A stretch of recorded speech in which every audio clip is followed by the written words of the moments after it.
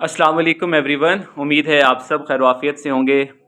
My name is Junaid नवाज़ और इस lecture में हम एनालिटिकल केमिस्ट्री को स्टार्ट करने जा रहे हैं। बेसिक्स ऑफ एनालिटिकल केमिस्ट्री को डिस्कस किया जाएगा।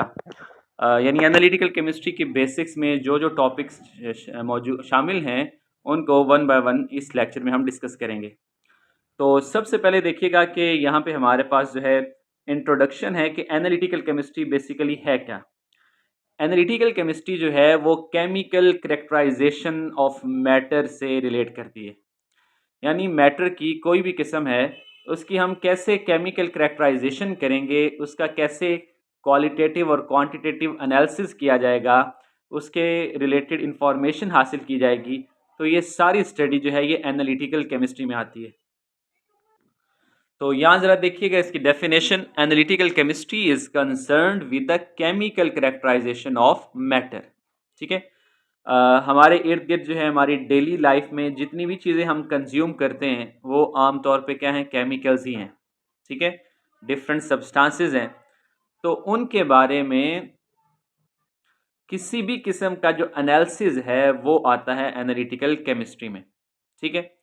तो यहाँ जरा देखिएगा, analytical chemistry plays an important role in various fields like agriculture, chemical, environmental, forensic, industrial manufacturing, metallurgical and pharmaceutical chemistry, pollution and monitoring. तो ये एनालिटिकल केमिस्ट्री जो है ये तमाम फील्ड्स के साथ लिंक्ड है। ठीक है। इन तमाम फील्ड्स में हमें एनालिसिस रिक्वायर्ड होता है, तो वहाँ पे एनालिटिकल केमिस्ट्री अपना रोल प्ले करती है। तो बेसिक डेफिनेशन क्या है जी? Analytical chemistry deals with the theory and practice of methods used to determine the composition of a matter. हमारे पास कोई भी सैंपल है, कोई मैटर की कोई भी किस्म है, तो उसकी जो कंपोजिशन को डिटरमिन करना जो है, इसके रिलेटेड जितनी भी थ्योरीज हैं, जितने भी मेथड्स हैं, उनको हम एनालिटिकल केमिस्ट्री में स्टडी करते हैं। इसी तरह एक टर्म होती है केमिकल एनालिसिस।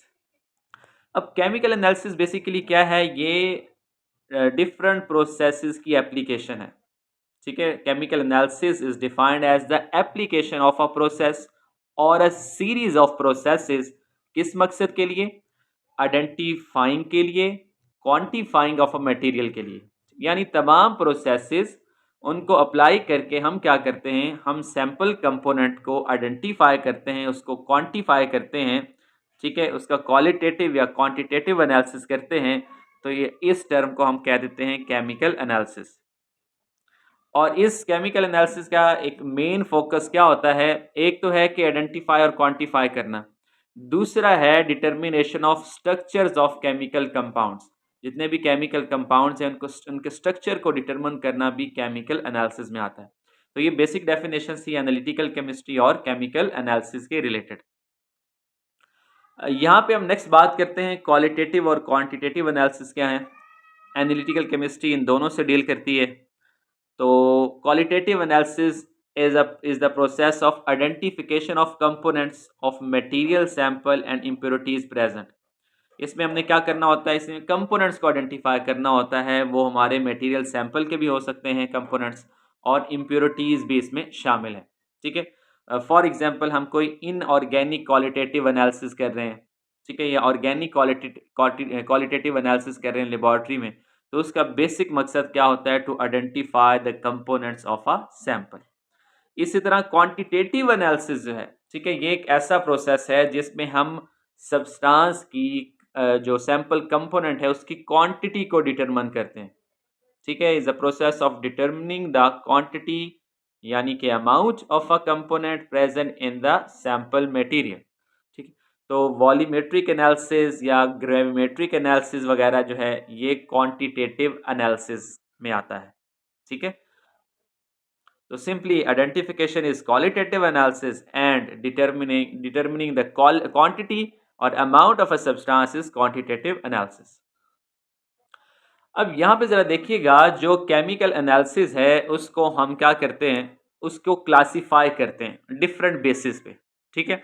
तो यहाँ ज़रा देखिएगा, केमिकल एनालिसिस को हम क्लासीफाई कर रहे हैं based on data to be generated and based on the amount of sample. ठीक। अगर हम बात करें based on data to be generated, तो इसकी बेस पे हमारे पास है अप्रॉक्सीमेट एनालिसिस। अप्रॉक्सीमेट एनालिसिस में क्या होता है, इसमें हम हर एलिमेंट जो कि सैंपल में मौजूद है उसकी अमाउंट को फाइंड करते हैं, डिटरमिन करते हैं, ठीक है, बट नॉट कंपाउंड्स। तो अप्रॉक्सीमेट एनालिसिस में क्या होता है, finds amount of each element present in the sample but not compounds.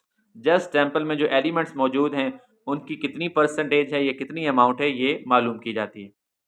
इसी तरह दूसरा है पार्शल, जो है पार्शल एनालिसिस। अब पार्शल एनालिसिस में क्या होता है, finds out the selected constituents of the sample. Sample में जो कुछ खास सिलेक्टेड कंपोनेंट्स हैं उन्हीं को मालूम किया जाता है पार्शल एनालिसिस में। उसके बाद आता है जी ट्रेस कॉन्स्टिट्यूएंट एनालिसिस। अब इसमें क्या है कि वो तमाम कॉन्स्टिट्यूएंट्स जो कि ट्रेस अमाउंट में हैं, वेरी स्मॉल अमाउंट में हैं, ठीक है, तो उनको डिटरमिन करना ये कहलाता है ट्रेस कॉन्स्टिट्यूएंट एनालिसिस, और ये भी पार्शियल एनालिसिस की टाइप में आता है। फर्दर है जी कंप्लीट एनालिसिस। तो कंप्लीट एनालिसिस में क्या होगा, इसमें हम सैंपल में मौजूद तमाम कॉन्स्टिट्यूएंट्स की अमाउंट को डिटरमिन करते हैं, ठीक है, तो ये कहलाता है कंप्लीट एनालिसिस। अगर हम दूसरी तरफ आए, दूसरी तरफ जरा देखिएगा, based on amount of sample, ठीक है, सैंपल की अमाउंट की बेस पे जो एनालिसिस है, तो सबसे पहले हमारे पास है मैक्रो एनालिसिस। अब मैक्रो एनालिसिस में क्या होता है कि जो सब्सटेंस की अमाउंट है वो 0.1 ग्राम या इससे ज़्यादा होती है। सेमी माइक्रो एनालिसिस में क्या होता है, सैंपल का साइज जो है वो 0.1 ग्राम से 0.001 ग्राम तक होता है। माइक्रो एनालिसिस में क्या होता है, इसमें 0.001 ग्राम से 0.0001 ग्राम तक जो है ये साइज होगा। अब इस ग्राम्स को आप माइक्रोग्राम में भी कन्वर्ट कर सकते हैं, ठीक है। बहरहाल ये जो है हमारे पास माइक्रो एनालिसिस था।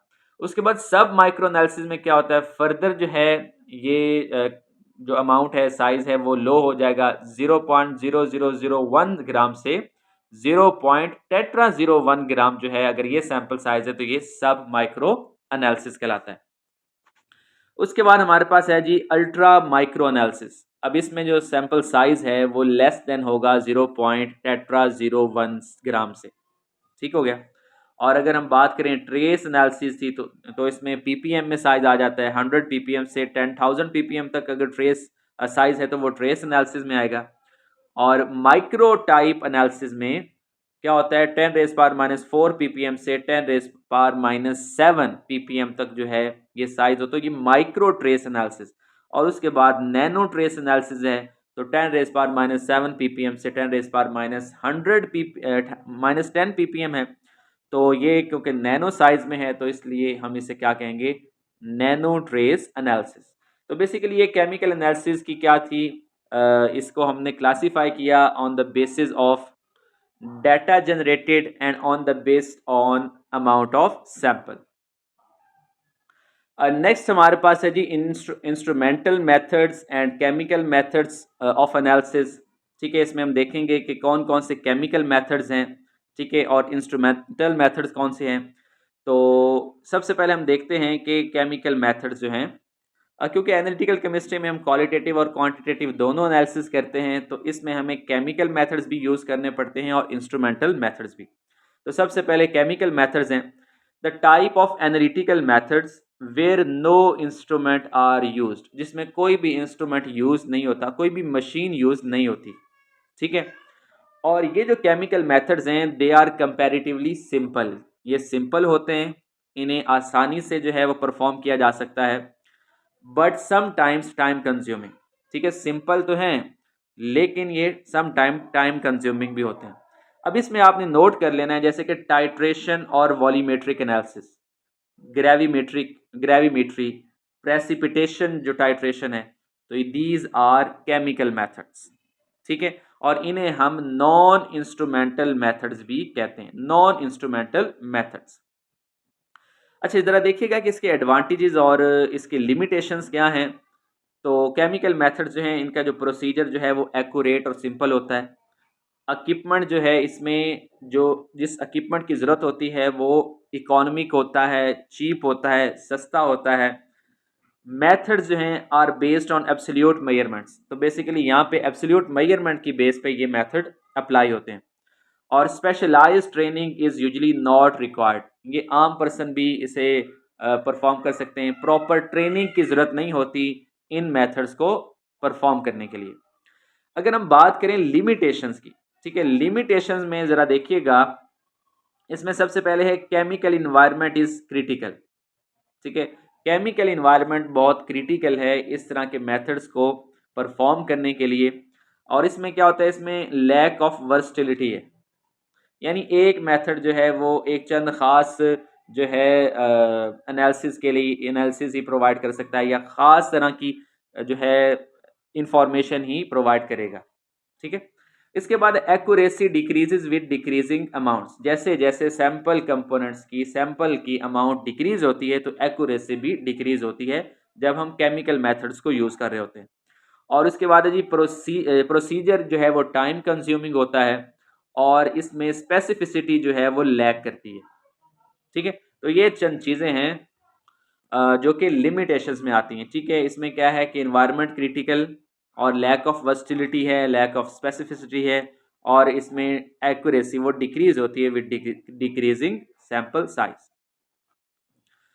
नेक्स्ट जो हमारे पास है ये है जी इंस्ट्रूमेंटल मेथड्स ऑफ एनालिसिस। तो एनालिटिकल मेथड्स की वो टाइप के जिसमें हम केमिकल एनालिसिस जो है वो किसी इंस्ट्रूमेंट की मदद से परफॉर्म करते हैं, इसे हम कहते हैं इंस्ट्रूमेंटल मेथड्स ऑफ एनालिसिस। अब ये जो मेथड्स हैं ये क्विक हैं, मोर एक्यूरेट होते हैं as compare to chemical methods, और ये मोर एक्सपेंसिव भी हैं।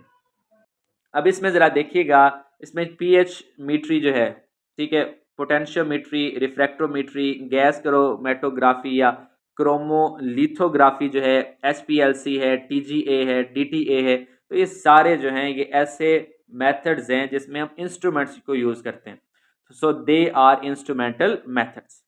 अब यहाँ ज़रा देखिएगा कि इन इंस्ट्रूमेंटल मेथड्स जो हैं इनके क्या एडवांटेजेस हैं। तो सबसे पहले जो हमारे पास है sample, small samples can be used. इसमें अगर आपके पास सैंपल जो है वो स्मॉल साइज में भी है तो उससे भी एक्यूरेट रिजल्ट हासिल किए जा सकते हैं। हाई सेंसिटिविटी इज ऑब्टेन्ड, ठीक है, और मेजरमेंट्स ऑब्टेन्ड आर रिलायबल। जो यहाँ इस मेथड के जरिए, इंस्ट्रूमेंटल मेथड के जरिए जो मेजरमेंट्स आती हैं वो रिलायबल होती हैं, और इसमें डिटर्मिनेशन जो है वेरी फास्ट होती है, फ़ौरन रिजल्ट्स जो हैं मिल जाते हैं। और इवन कॉम्प्लेक्स सैंपल्स को भी आसानी से हैंडल किया जा सकता है थ्रू इंस्ट्रूमेंटल मेथड्स। अब यहाँ पे अगर हम इनकी लिमिटेशंस की बात करें, ठीक है, लिमिटेशंस ऑफ इंस्ट्रूमेंटल मेथड्स, तो इसमें इनिशियल और कॉन्टिन्यूस कैलिब्रेशन रिक्वायर्ड होती है। ठीक है, अब कैलिब्रेशन बेसिकली क्या है कि उसमें ये देखा जाता है, चेक किया जाता है, ये इंश्योर किया जाता है कि जो इंस्ट्रूमेंट हम यूज़ कर रहे हैं वो क्या वो एक्यूरेट रिजल्ट प्रोड्यूस कर पाएगा या नहीं। तो इस मकसद के लिए उसकी जो है वो बार बार उसकी कैलिब्रेशन की जाती है। कैलिब्रेशन की जाती है बाय यूजिंग स्टैंडर्ड सैंपल्स, ठीक है, या सॉल्यूशंस। तो बहरहाल ये इसका एक डिसएडवांटेज है, लिमिटेशन है। इसमें इनिशियल भी और फिर कॉन्टीन्यूस कैलिब्रेशन रिक्वायर्ड होती है। उसके बाद है sensitivity and accuracy depends on the instrument. अब हर इंस्ट्रूमेंट जो है उसकी जो है सेंसिटिविटी जो है वो डिफरेंट होती है, तो रिजल्ट्स की एक्यूरेसी भी किस पे डिपेंड करती है, वो डिपेंड करती है इंस्ट्रूमेंट पे। अगर इंस्ट्रूमेंट में कहीं पे फॉल्ट है, ठीक है, कोई एरर है, तो फिर हमारे पास एक्यूरेट रिजल्ट्स नहीं आते। इसी तरह जो कॉस्ट है इक्विपमेंट की वो हाई होती है, ठीक है, कंसंट्रेशन रेंज जो है वो लिमिटेड है, स्पेशलाइज्ड ट्रेनिंग रिक्वायर्ड होती है इंस्ट्रूमेंट्स को रन करने के लिए, और साइजेबल स्पेस इज़ रिक्वायर्ड। क्योंकि ये इंस्ट्रूमेंट्स हैं तो इसके लिए प्रॉपर जो है वो इन्वायरमेंट चाहिए, प्रॉपर लैब और प्रॉपर जो है इसका सेटअप और साइज़ भी रिक्वायर्ड है, वॉल्यूम रिक्वायर्ड है, या कह लें कि स्पेस रिक्वायर्ड है ऐसे इक्विपमेंट्स के लिए, ऐसे इंस्ट्रूमेंट्स के लिए। तो यहाँ पे हम देख लेते हैं कि केमिकल एनालिसिस की क्या एप्लीकेशंस हैं। इसमें हम जो है इंडस्ट्रीज़ में जो मैन्युफैक्चरिंग होती है वो डिपेंड करती है केमिकल एनालिसिस पे। और केमिकल एनालिसिस किस मकसद के लिए किए जाते हैं? To ensure the quality of raw materials, intermediates and quality of the final product. ठीक है, क्योंकि कोई भी प्रोडक्ट बनता है तो वो उसमें डिफरेंट फेजेस होती हैं, डिफरेंट स्टेप्स इन्वॉल्व होते हैं। तो हर स्टेप्स में, ठीक है, रॉ मटेरियल की क्वालिटी, उसके इंटरमीडिएट्स की क्वालिटी जो है, और फाइनल प्रोडक्ट की क्वालिटी को डिटरमन करने के लिए केमिकल एनालिसिस किए जाते हैं। ठीक है, the manufactured final product is checked by quality control to ensure that it contains essential components within a required range of composition and the impurities do not exceed certain specified limits. अब कोई भी final product जो है manufacture किया जाता है तो उसमें क्वालिटी कंट्रोल चेक का मकसद क्या है, उसमें ये चेक करना कि क्या एसेंशियल कंपोनेंट्स जो हैं वो रिक्वायर्ड रेंज ऑफ कंपोजिशन के साथ मौजूद हैं या नहीं, और क्या इम्प्योरिटीज़ जो हैं वो स्पेसिफाइड लिमिट से एक्सीड तो नहीं कर रही, अदरवाइज जो है वो हमारा प्रोडक्ट जो है वो बेस्ट प्रोडक्ट नहीं होगा। ठीक है, उसके बाद many industrial processes give rise to pollutants which can create a health problem. तो क्वांटिटेटिव एनालिसिस ऑफ एयर, अब एयर क्वालिटी हो या वाटर क्वालिटी हो या सॉइल क्वालिटी को डिटरमिन करने के लिए भी केमिकल एनालिसिस रिक्वायर्ड होते हैं। ठीक है, तो इसमें बेसिकली क्या है कि पोल्यूशन जो है उसको कंट्रोल करने के लिए भी केमिकल मेथड्स जो हैं या केमिकल एनालिसिस जो है ये बहुत ही इम्पॉर्टेंट रोल प्ले करता है। उसके बाद हम बात करते हैं इन हॉस्पिटल्स। तो हॉस्पिटल्स में जो केमिकल एनालिसिस है इसको वाइडली यूज़ किया जाता है डिफरेंट डायग्नोसिस के लिए, कंडीशन ऑफ पेशेंट को मॉनिटर करने के लिए। इसके लिए डिफरेंट टेस्ट किए जाते हैं, यूरिन टेस्ट किया जाता है, ब्लड टेस्ट किए जाते हैं। तो इसमें भी क्या है, इसमें भी केमिकल एनालिसिस रिक्वायर्ड है। उसके बाद फार्मिंग की बात करें तो जो फर्टिलाइज़र अप्लाई किए जाते हैं फार्मिंग में, तो उनकी नेचर और लेवल को चेक करने के लिए भी क्या किया जाता है, केमिकल एनालिसिस किए जाते हैं ताकि वो सॉइल के साथ जो है उनकी सॉइल में उन फर्टिलाइज़र की जो है डिसोसिएशन या डेजोल्यूशन बेटर हो। बेसिकली फर्टिलाइज़र को इस मकसद के लिए यूज़ किया जाता है कि सॉइल में न्यूट्रिएंट्स की कमी हो जाती है, तो न्यूट्रिएंट्स को पूरा करने के लिए फिर फर्टिलाइज़र को यूज़ किया जाता है। तो इस मकसद के लिए भी ये डिटरमिन करने के लिए कि जो एसेंशियल प्लांट न्यूट्रिएंट्स हैं लाइक नाइट्रोजन, फास्फोरस और पोटाशियम वगैरह और ट्रेस एलिमेंट्स, ठीक है, क्या वो उस फर्टिलाइज़र में मौजूद भी हैं या नहीं, और किस हद तक जो है वो वाटर में डिज़ोल्व होके सॉइल की फर्टिलिटी को इंक्रीज़ कर रहे हैं। तो ये भी जो है केमिकल एनालिसिस यहाँ भी रिक्वायर्ड है। उसके बाद जियोलॉजी सर्वे जो है, ठीक है, इसमें क्या होता है, इसमें it requires the services of analytical chemist to determine the composition of the numerous rock and soil samples. जितने भी रॉक और सॉइल सैंपल्स हैं, ठीक है, उनको कलेक्ट किया जाता है और उनकी कंपोजिशन को डिटरमिन किया जाता है। तो जियोलॉजी में भी जो है केमिकल एनालिसिस रिक्वायर्ड है। और नेक्स्ट देखें लास्ट पे कि सब स्पेशल जो एप्लीकेशंस हैं, जैसे कि मेटल आइन जो एग्जिस्ट करते हैं नेचुरल वाटर में, ठीक है, this is because of presence of various substances in water like copper is pure water exist. अब प्योर वाटर जो है उसमें जो कॉपर आइंस होते हैं वो वाटर जो है वो कॉपर आइंस हाइड्रेटेड फॉर्म में मौजूद होते हैं। ठीक है, और नेचुरल वाटर में क्या होता है, यही जो आइंस हैं ये डिफरेंट कंपाउंड्स और डिफरेंट कॉम्प्लेक्सेस में मौजूद होते हैं। तो इन डिफरेंट जो है जो सब्सटेंसेस हैं, ये मेटल आइंस जो हैं, उनकी डिफरेंट प्रॉपर्टीज़ को चेक करने के लिए, डिटरमिन करने के लिए, इसी तरह बायोलॉजिकल और जियोलॉजिकल जो इफेक्ट है उसको डिटरमिन करने के लिए भी फिर केमिकल एनालिसिस रिक्वायर्ड है। ठीक है, तो देखिएगा, due to presence in properties of each of these species their biological and geological effects are different.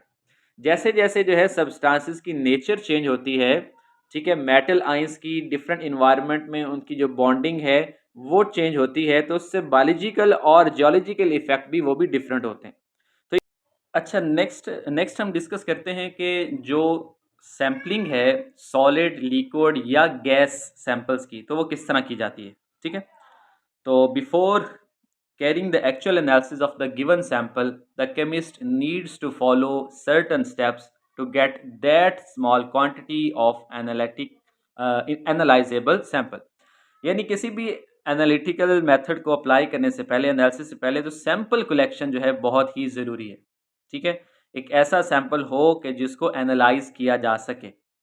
तो सैम्पलिंग की डेफिनेशन क्या है जी? Sampling involves obtaining a small mass of a material whose composition accurately represents the bulk of the material given for the analysis। Sample basically क्या है कि ये वो पोर्शन होता है, small mass portion of a material, कि जो कि ओवरऑल बल्क मटेरियल को रिप्रेजेंट करता है और उसकी जो है कंपोजिशन वो बिल्कुल एक्यूरेट होती है टू द बल्क मटेरियल। ठीक है, तो यहाँ जरा देखिएगा, sampling must be accurate and must have the same composition of bulk. Generally the bulk is large and heterogeneous. आमतौर पे जो बल्क मटेरियल होते हैं वो लार्ज साइज होता है उनका और वो हिट्रोजीनियस होते हैं। ठीक है, तो वहाँ से फिर जो सैंपल को कलेक्ट किया जाता है, सैम्पलिंग की जाती है, उसके भी डिफरेंट मेथड्स होते हैं। ठीक है, तो एक एक्यूरेट सैम्पलिंग ही क्या करती है, एक्यूरेट रिजल्ट्स प्रोड्यूस कर सकती है।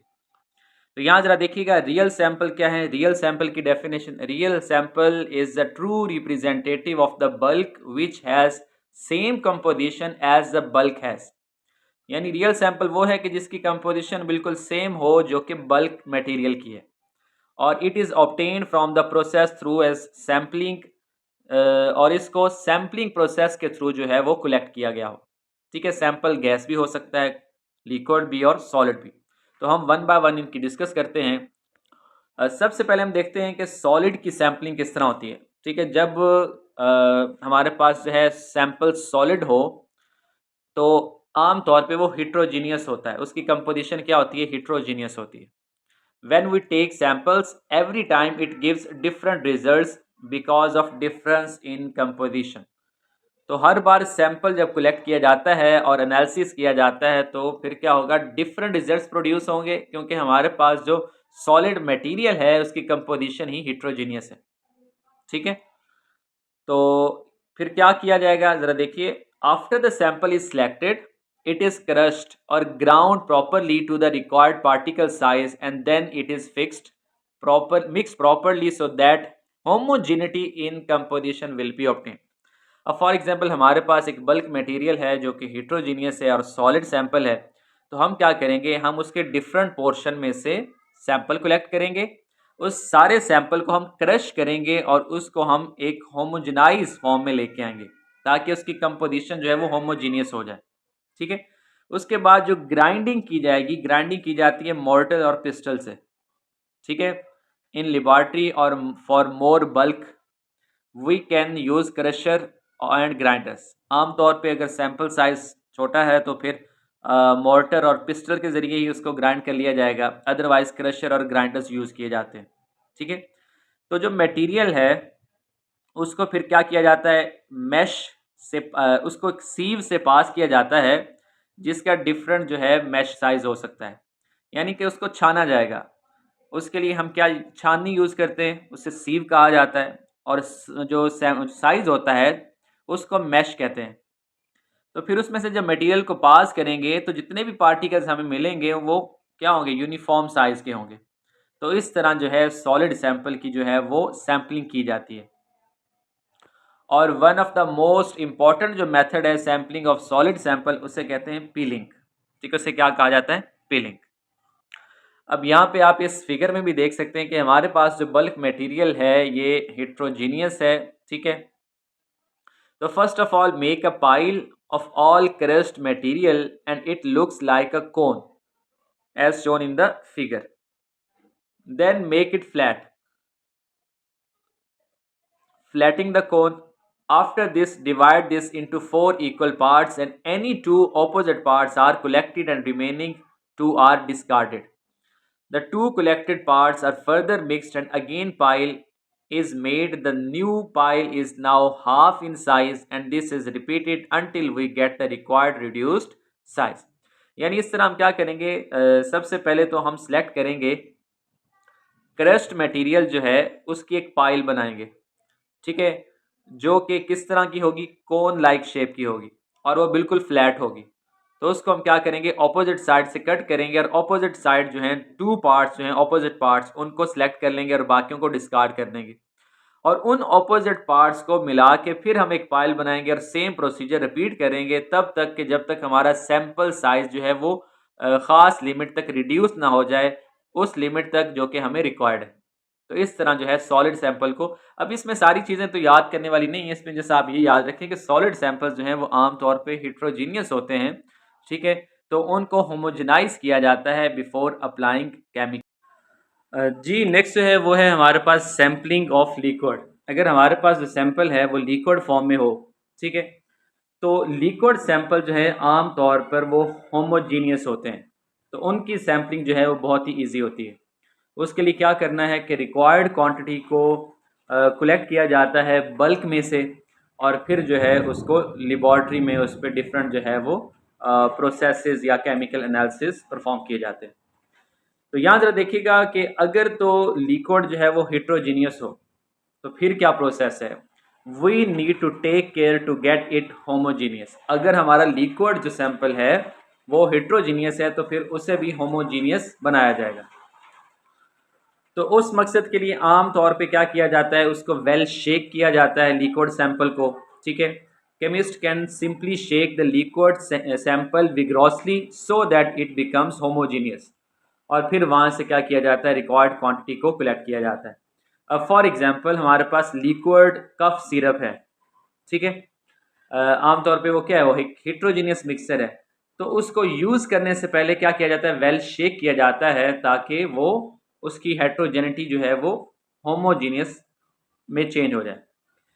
इसी के साथ साथ जो है analyst can also collect the samples from different sides of the bulk so that a true representative can be obtained. अब फॉर एग्जांपल बल्क मटेरियल या बल्क जो है हमारे पास लिक्विड वो बहुत ज़्यादा है, तो फिर क्या किया जाता है, सैंपल को डिफरेंट जो है पोजीशन से डिफरेंट साइड से कलेक्ट किया जाता है, ताकि डिफरेंट साइड से जब हम सैंपल कलेक्ट करेंगे तो वो ओवरऑल बल्क मटेरियल की रिप्रेजेंटेटिव होगी।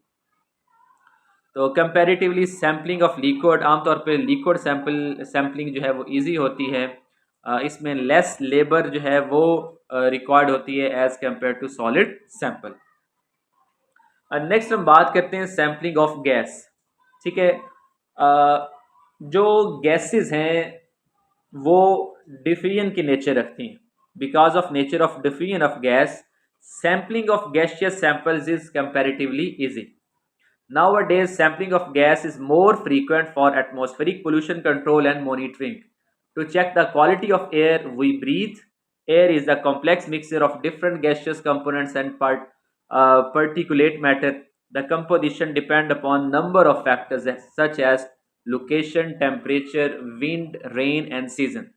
अब यहाँ पे एक ओवरव्यू उन्होंने दिया है कि जब हम एयर जो है जो हमारे पास गैसियस सैम्पलिंग होती है तो उसमें बताया गया है कि एयर जो है, एयर पोल्यूशन को या एयर क्वालिटी को डिटेक्ट करने के लिए, डिटरमिन करने के लिए हम क्या करते हैं, वहाँ पे गैसियस सैम्पलिंग करते हैं, ठीक है। एयर क्या है, एयर मिक्सचर है डिफरेंट गैसेस का, डिफरेंट कंपोनेंट्स का, साथ में उसमें पर्टिकुलेट मैटर भी होता है। तो जो कंपोजिशन है वो वेरी करती है, ठीक है। कंपोजिशन किस पर डिपेंड करती है, डिफरेंट फैक्टर्स हैं, लोकेशन है, टेम्परेचर है, विंड है, इसके अलावा रेन, सीजन्स, तो इस हिसाब से जो एयर की क्वालिटी है वो भी चेंज होती रहती है। तो ये एक पर्टिकुलर एग्जांपल है कि एटमॉस्फेरिक पोल्यूशन कंट्रोल करने के लिए या उसको मॉनिटर करने के लिए हम क्या करते हैं, हम एयर की सैम्पलिंग करते हैं जो कि सैम्पलिंग ऑफ गैस में आती है। नेक्स्ट जरा देखिएगा, जब एयर सैंपल्स कलेक्ट किए जाते हैं डिफरेंट लोकेशन से, ठीक है, तो उनको वेरियस फिल्टर से पास किया जाता है जहाँ से जितने भी सॉलिड पर्टिकुलेट्स हैं वो रिमूव होते हैं and will not interfere in the actual analysis, ठीक है। अब आप देखते हैं कि हमारे जो एयर है, पोल्यूटेड एयर में क्या होता है, डस्ट पार्टिकल्स भी होते हैं, ठीक है। इसमें जो है पर्टिकुलेट मैटर होता है, तो वो सॉलिड पार्टिकल्स को क्या किया जाता है, रिमूव किया जाता है। Some gaseous impurities can be remove, इसके अलावा कुछ गैशियस इम्प्योरिटीज भी होती हैं जिन्हें हम पोल्यूटेंट्स कहते हैं, ठीक है, तो उसको भी क्या किया जाएगा, उसको भी रिमूव किया जाएगा। उन्हें जब कॉलम से पास करते हैं जिनमें डिफरेंट सॉल्यूशंस होते हैं, तो क्या होगा कि पर्टिकुलर ही गैसेस एड्जॉर्ब होंगी और बाकी जो हैं वो पास आउट हो जाएंगी। अब यहाँ पे जरा देखिएगा, for example if we pass gaseous sample from a column containing sodium hydroxide. अब हमारे पास एक ऐसा कॉलम है जिसमें सोडियम हाइड्रोक्साइड सोल्यूशन है और उसमें से हम गैसियस सैंपल को पास कर रहे हैं। तो सोडियम हाइड्रोक्साइड क्या करता है, ये कार्बन डाइऑक्साइड को एब्जॉर्ब कर लेता है और किस में कन्वर्ट करेगा, सोडियम कार्बोनेट में। तो इस तरह उस गैसियस मिक्सचर में से कार्बन डाइऑक्साइड को रिमूव करने के लिए हम किसका यूज कर रहे हैं, सोडियम हाइड्रोक्साइड फील्ड कॉलम्स का, ठीक है। तो इस तरह जो है गैसियस सैंपलिंग की जाती है। तो ये हमने अभी तक डिस्कस किया है कि sampling of solid, sampling of liquid और सैम्पलिंग ऑफ गैसेस जो है इनमें क्या डिफरेंस है, ठीक है, और ये कैसे की जाती हैं। नेक्स्ट जो हमारा टॉपिक है ये स्टेजेस ऑफ एनालिसिस। एनालिसिस जब किया जाता है केमिकल एनालिसिस तो उसके डिफरेंट स्टेजेस होती हैं, तो वन बाय वन हम इनको डिटेल में डिस्कस करेंगे।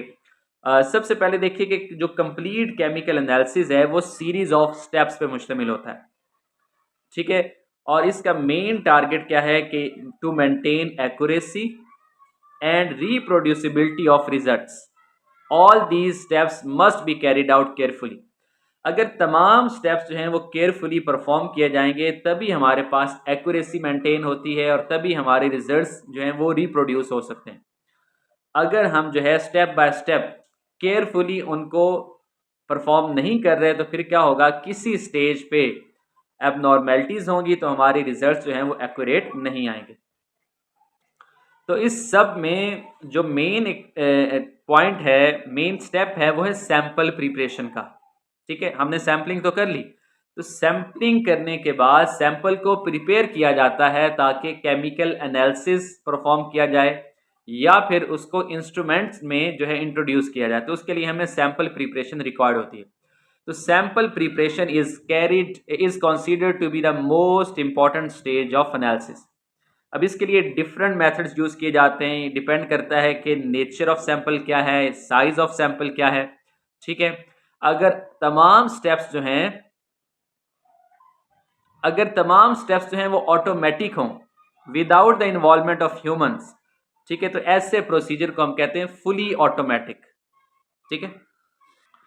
तो यहाँ पे जरा देखिएगा कि हमारे पास जो है स्टेप बाय स्टेप जो केमिकल एनालिसिस है उसमें कौन कौन सी स्टेजेस हैं। तो सबसे पहले तो है सैम्पलिंग, जिसे हम कहते हैं सैंपल कलेक्शन, और सैंपल कलेक्शन जो है based on nature and size of the sample किया जाता है। उसके बाद है प्रिपरेशन ऑफ एनालिटिकल सैंपल। हमने क्या करना है, सैंपल को कलेक्ट किया है तो उसको हमने प्रिपेयर करना है, इसे हम कहते हैं प्रिपरेशन ऑफ सैंपल। तो इसमें क्या किया जाता है, इसमें जो साइज ऑफ पार्टिकल्स हैं उनको रिड्यूस किया जाता है, मिक्सिंग की जाती है, ड्राइंग की जाती है और मेजरमेंट की जाती है वॉल्यूम की या फिर वेट की, ठीक है। तो ये सारी चीज़ें आती हैं प्रिपरेशन ऑफ सैंपल। उसके बाद है डेजोल्यूशन ऑफ सैंपल।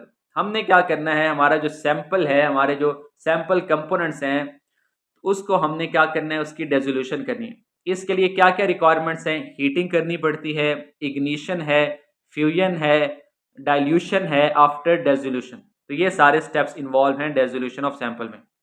उसके बाद है रिमूवल ऑफ इंटरफेयरिंग मटेरियल्स। अगर हमारे सैंपल में कोई ऐसा मटेरियल मौजूद है जो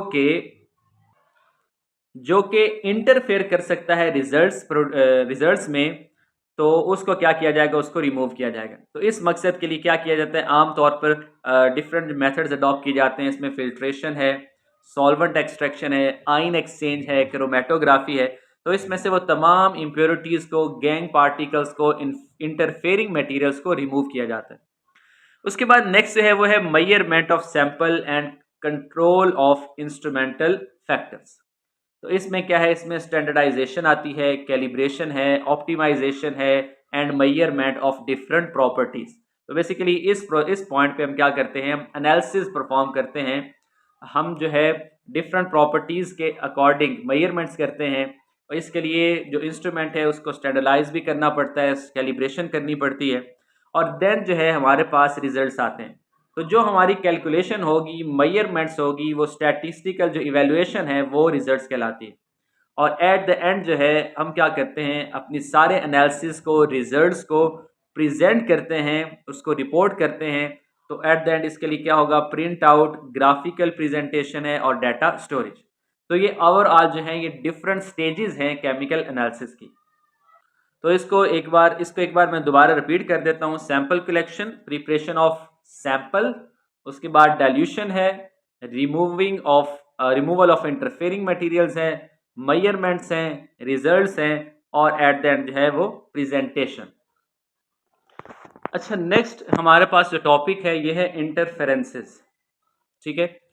Interferences are the substances which are present in the sample and contributes the sample reading. So it is compulsory to remove it before we start our actual sample analysis. Basically interfering substances या interferences ऐसे substances हैं जो कि sample में मौजूद होते हैं और हमारी सैंपल की रीडिंग्स में कंट्रीब्यूट करते हैं, ठीक है। यानी कि एक्चुअल रीडिंग जो है, एक्चुअल रिजल्ट्स जो हैं, उनमें इंटरफेरेंस करते हैं। तो इनको रिमूव करना बहुत ज़रूरी है बिफोर एक्चुअल सैंपल एनालिसिस, ठीक है। ये डिफरेंट जो है, there are various prescribed analytical methods जिसकी मदद से इन सब्सटेंसेस को रिमूव किया जा सकता है। तो we can select any suitable method. किस पे डिपेंड करता है? ये डिपेंड करता है नेचर और टाइप ऑफ इंटरफेरेंस सब्सटेंस पे, ठीक है। तो हमारे पास डिफरेंट मेथड्स हैं जिसकी मदद से हम क्या करते हैं, ऐसे सब्सटेंसेस को रिमूव कर सकते हैं। तो सबसे पहले हमारे पास जो मेथड है ये है सिलेक्टिव प्रेसिपिटेशन। इसमें क्या होता है, इसमें इंटरफेयरिंग जो आयन है उसको सिलेक्टिवली प्रेसिपिटेट किया जाता है, रिमूव किया जाता है बाय सूटेबल प्रेसिपिटेटिंग एजेंट। हम इसमें क्या करेंगे, हम अपने सैंपल में एक प्रेसिपिटेटिंग एजेंट ऐड करेंगे जो क्या करेगा, इंटरफेयरिंग आयन को सॉल्यूशन में से अलग कर देगा, उसको अनडिजॉल्व फॉर्म में ले आएगा, उसके प्रेसिपिटेट्स बना देगा और फिर फिल्ट्रेशन के जरिए हम क्या करेंगे, उसको रिमूव कर देंगे, ठीक है। तो some time pH control is required for effective removal of interference, ठीक है।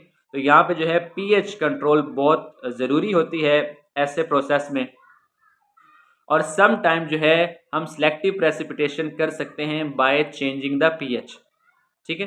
तो a great care is required to ensure that no sample ions are practically lost with this precipitation. अब हमारा मकसद क्या है? हमारा मकसद है ऐसे आयंस को रिमूव करना जो कि इंटरफेरेंस काज कर रहे हैं।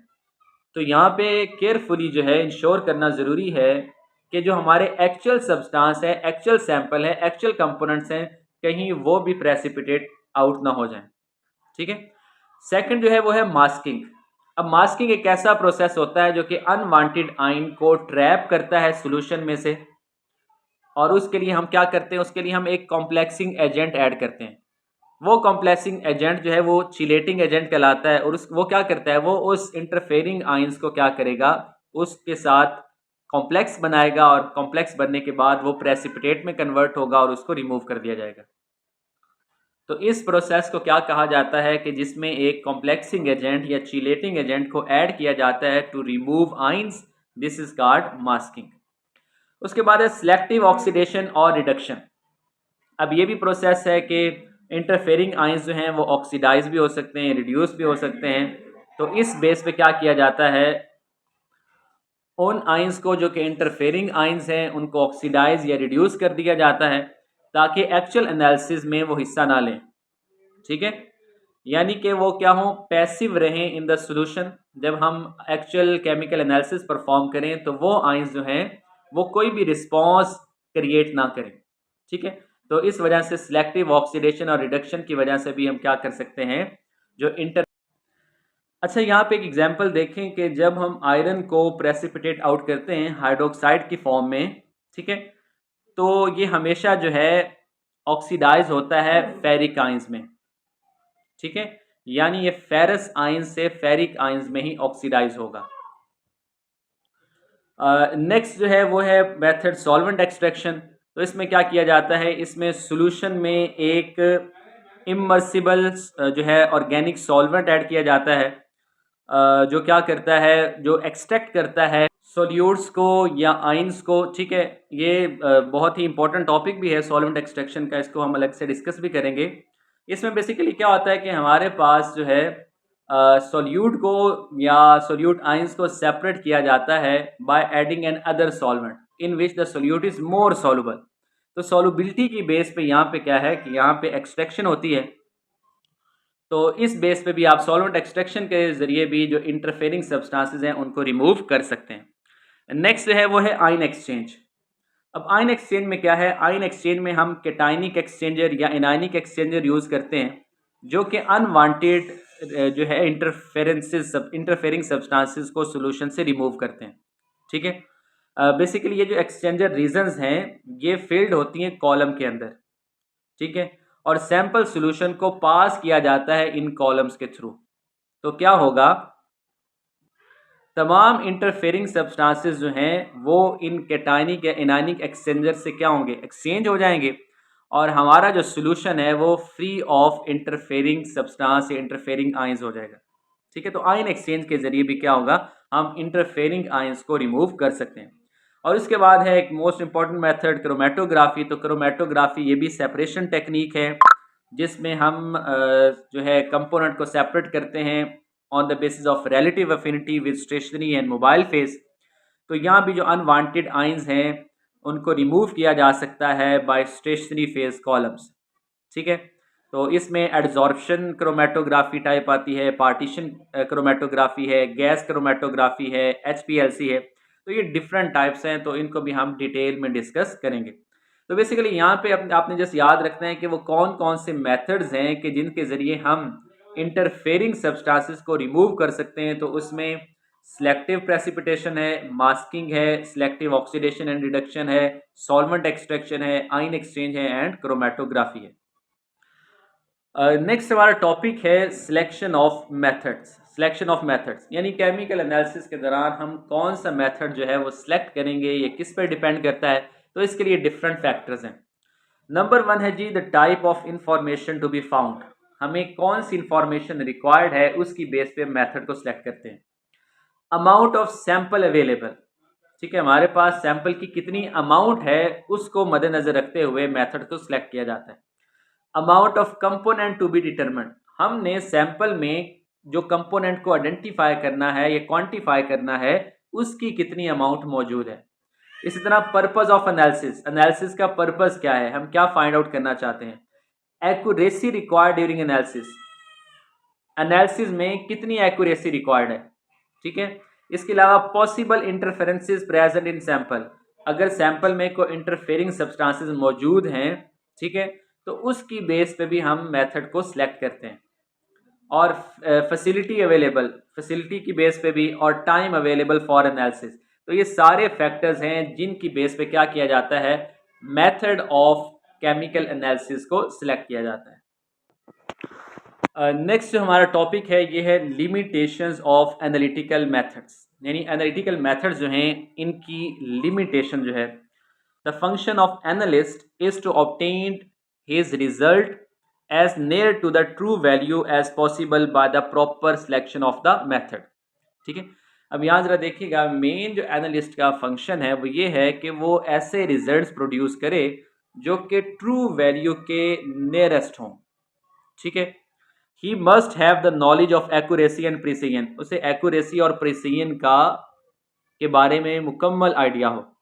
ठीक है, क्योंकि हर मेथड की जो है उसमें कुछ एरर्स होते हैं, उसकी एक्यूरेसी और प्रिसीजन की एक ख़ास लिमिट होती है, तो इसका नॉलेज होना बहुत ज़रूरी है।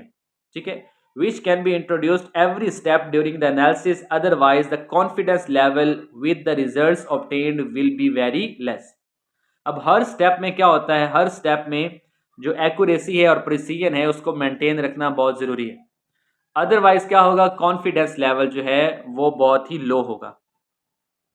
उसमें देखिए कि जो क्वांटिटेटिव एनालिसिस हैं इसमें it required sound knowledge of chemistry involve during testing, possibilities of interferences, statistical distribution of values. तो क्वांटिटेटिव एनालिसिस में ये तमाम जो एस्पेक्ट्स हैं इनको केयरफुली जो है इसके बारे में मालूम होना और इन चीज़ों का ख्याल रखना बहुत ज़रूरी है। ठीक है, टेस्टिंग के दौरान कौन कौन से इश्यूज आ सकते हैं, सैंपल लॉस होने की रेशो, ठीक है, इसके अलावा जो इंटरफेयरिंग सब्सटेंसेस हैं उनकी पॉसिबिलिटी और वो किस हद तक जो है रिजल्ट्स को इंटरफेयर कर रहे हैं, इसके अलावा जो स्टैटिस्टिकल डिस्ट्रीब्यूशन होती है, तो ये सारी चीज़ें जो हैं ये इंपॉर्टेंट फैक्टर्स हैं। इसके अलावा जो एग्जैक्ट इवेल्युएशन है of the answer and it's accuracy with reliability can be judged. ठीक है, बेसिकली एनालिसिस का मकसद क्या है, एनालिसिस का मकसद होता है कि हम जो है जो रिजल्ट्स प्रोड्यूस करें वो एक्यूरेट हों, ट्रू वैल्यू के नियरेस्ट हों। तो अगर किसी भी किस्म का एरर आता है और किसी भी स्टेज में एरर होगा तो उससे क्या होगा, उससे एक्यूरेसी जो है वो नहीं होगी और हमारे जो रिजल्ट्स हैं वो फिर रिप्रोड्यूसेबल नहीं रहेंगे। तो ये कुछ लिमिटेशंस हैं जो कि एनालिटिकल मेथड्स के साथ एसोसिएट हैं और इसके ज़रिए इसके मिनिमाइज़ कैसे किया जा सकता है, एरर की क्या क्या टाइप्स होती हैं। ठीक है, तो ये जो है हम डिस्कस करते हैं। नेक्स्ट जो टॉपिक आ रहा है ये है हमारे पास क्लासिफिकेशन ऑफ एरर। अब एरर है क्या? बेसिक एरर जो है ये डिफरेंस है between true value and the measured value. True value जो कि हमारे पास एक्यूरेट वैल्यू होती है, ठीक है, विदाउट एनी एरर, और मेजर्ड वैल्यू के जब हम केमिकल एनालिसिस परफॉर्म करते हैं जो हमारे रिजल्ट्स आते हैं, दीज आर मेजर्ड वैल्यूज। तो ट्रू वैल्यू और मेजर्ड वैल्यू के दरमियान का जो डिफरेंस है इसे हम एरर कहते हैं, ठीक है। अब यहाँ जरा देखिए कि एरर की जो क्लासिफिकेशन है, इसकी टाइप्स जो हैं, एरर जो हैं ये जनरली दो तरह के होते हैं। एक है सिस्टमैटिक एरर जिन्हें हम डिटर्मिनेट एरर्स कहते हैं, दूसरा है रैंडम एरर्स जिन्हें हम इंटरमीडिएट एरर्स कहते हैं। और सिस्टमैटिक एरर जो हैं ऐसे एरर जो कि दैट कैन बी अवॉइडेड और whose magnitude can be known, यानी ऐसे एरर जिनसे बचा जा सकता है और जिनका मैग्नीट्यूड जो है मालूम हो सकता है, ठीक है, उन्हें हम सिस्टमैटिक एरर कहते हैं और इनको आसानी से रिमूव किया जा सकता है। जबकि दूसरे हैं रैंडम एरर जिन्हें इनडिटर्मिनेट एरर कहते हैं। ये बेसिकली क्या है? ये slight variations observed in successive measurements done by same person under identical condition. आप आइडेंटिकल कंडीशन में और सेम पर्सन जो है वो जो है एनालिसिस परफॉर्म कर रहा है, मेजरमेंट्स कर रहा है, तो हर बार जो स्लाइट वेरिएशन आती है this is called random error. They are not in control of analyst and can not be avoided. इनसे ना तो बचा जा सकता है और ये जो है अनकंट्रोल्ड होते हैं, ठीक है। और इन अनकंट्रोल्ड एरर्स को क्या कहा जाता है? Random errors. क्योंकि कंडीशन सेम है, एनालिस्ट सेम है, सेम पर्सन परफॉर्म कर रहा है, लेकिन मेजरमेंट्स में वेरिएशन आती है, तो इसको हम कहते हैं रैंडम एरर्स। अब फर्दर देखिएगा कि जो सिस्टमैटिक एरर हैं इसमें एक है ऑपरेशनल एंड पर्सनल एरर। अब ये वो एरर हैं जो कि एनालिस्ट की तरफ से हैं, ठीक है, and not due to the method. Method की वजह से नहीं, बल्कि जो पर्सन परफॉर्म कर रहा है एनालिसिस उसकी वजह से है। तो इसमें क्या हो सकता है? इसमें हो सकता है incomplete drying before weighing. Weight करने से पहले अगर इनकम्प्लीट ड्राइंग है तो उसमें क्या होगा? मॉइस्चर होगा और हमारे पास जो अमाउंट है वो वेरी करेगी। या फिर loss of material during dissolution और अदर प्रोसेस, यानी किसी भी प्रोसेस के दौरान जिसे एक्यूरेटली परफॉर्म नहीं किया गया, और वो किसकी गलती है? एनालिस्ट की गलती है। तो इस वजह से जो एरर आएगा उसे ऑपरेशनल एरर या फिर पर्सनल एरर कहते हैं, ठीक है। इसी तरह नेक्स्ट जो है वो है एडिटिव एंड प्रोपोर्शनेट एरर। अब ये जो एरर हैं it is independent of the amount of constituent present in the sample. ये जो हैं ये अमाउंट पे डिपेंड नहीं करते। जो कॉन्स्टिट्यूएंट सैंपल है, ठीक है, उसकी अमाउंट पे डिपेंड नहीं करते। For example, loss in the weight of the crucible in which the precipitate is ignited. अब जब सैंपल को हम इग्नाइट करते हैं क्रूसिबल में, तो उसका अगर वेट लॉस हो गया है, ठीक है, तो उससे भी क्या एरर आएगा। या फिर एक इम्प्योरिटी मौजूद है स्टैंडर्ड सब्सटेंस में, ठीक है, तो उसकी वजह से क्या होगा? इनएक्यूरेट जो है वो रिजल्ट्स होंगे। तो ये इस तरह के जो एरर हैं इन्हें कहते हैं एडिटिव एरर्स या प्रोपोर्शनेट एरर्स। और ये जो एक्चुअल हमारा कॉन्स्टिट्यूएंट होता है उस पर डिपेंड नहीं करते, उसकी अमाउंट पे डिपेंड नहीं करते, बल्कि बाकी जो इक्विपमेंट्स हैं उसकी वजह से हो सकते हैं। उसके बाद ज़रा देखिएगा जो इंस्ट्रूमेंटल एरर या फिर रिएजेंट एरर। अब ये जो एरर है, errors because of faulty balances, improperly calibrated weights, glassware and other instrument, यानी जितना भी इंस्ट्रूमेंट हम यूज़ कर रहे हैं उनकी अनएक्यूरेसी की वजह से जो एरर आएगा वो इंस्ट्रूमेंटल एरर आएगा या फिर रिएजेंट एरर कहलाएगा, ठीक है। इसके अलावा नेक्स्ट है error of method. Some time क्या होता है, जो रॉन्गली अगर आपने किसी इंस्ट्रूमेंट को स्टैंडर्डाइज कर दिया है तो उसकी वजह से जो एरर आएगा वो एरर ऑफ मेथड कहलाएगा। फॉर एग्जांपल पीएच मीटर, ठीक है, वो अगर प्रॉपर जो है स्टैंडर्डाइज नहीं किया गया तो उससे हो सकता है एरर। इसी तरह जो सॉल्युबिलिटी है या प्रेसिपिटेट्स बनते हैं या डिकम्पोजिशन है ग्रेविमेट्री में, तो इस वजह से जो क्या होता है कि मेथड की वजह से जो एरर आ रहा है इसे हम कहते हैं एरर्स इन और एरर्स ऑफ मेथड। जी, तो हमारा नेक्स्ट टॉपिक है एक्यूरेसी एंड प्रिसीजन। एक्यूरेसी क्या है? Accuracy is defined as the degree of closeness between the measured value and true value. ठीक है। मेजर्ड वैल्यू और ट्रू वैल्यू के दरमियान जितनी डिग्री ऑफ क्लोजनेस होगी उतनी एक्यूरेसी ज़्यादा होगी, ठीक है। और इसी तरह जो प्रिसीजन है, प्रिसीजन क्या है? Precision is defined as the degree of closeness between a series of measured values of the same property. For example, हमने कोई एक्सपेरिमेंट परफॉर्म किया और उसका कोई एक्चुअल जो रिजल्ट आना था वो हमारी क्या होगी? वो ट्रू वैल्यू होगी। और हमने जब एक्सपेरिमेंट परफॉर्म किया, एनालिसिस किया, तो उसके नतीजे में हमारे पास कोई रिजल्ट आया, तो उस मेजर्ड वैल्यू और ट्रू वैल्यू के दरमियान जितनी ज़्यादा क्लोजनेस होगी, एक्यूरेसी उतनी ज़्यादा होगी। और इसी तरह हम कोई एक्सपेरिमेंट बार बार परफॉर्म कर रहे हैं और हर बार परफॉर्म करने के नतीजे में हमारे पास मेजर्ड वैल्यूज़ आ रही हैं, तो उन मेजर्ड वैल्यूज़ में जितनी ज़्यादा क्लोजनेस होगी वो क्या कहलाएगी? वो प्रिसीजन कहलाएगी, ठीक है। तो यहाँ पे आपने मेन पॉइंट याद रख लेना है कि accuracy deals with correctness of measurement, जबकि प्रिसीजन डील करती है विद रिप्रोड्यूसिबिलिटी ऑफ मेजरमेंट्स, ठीक है।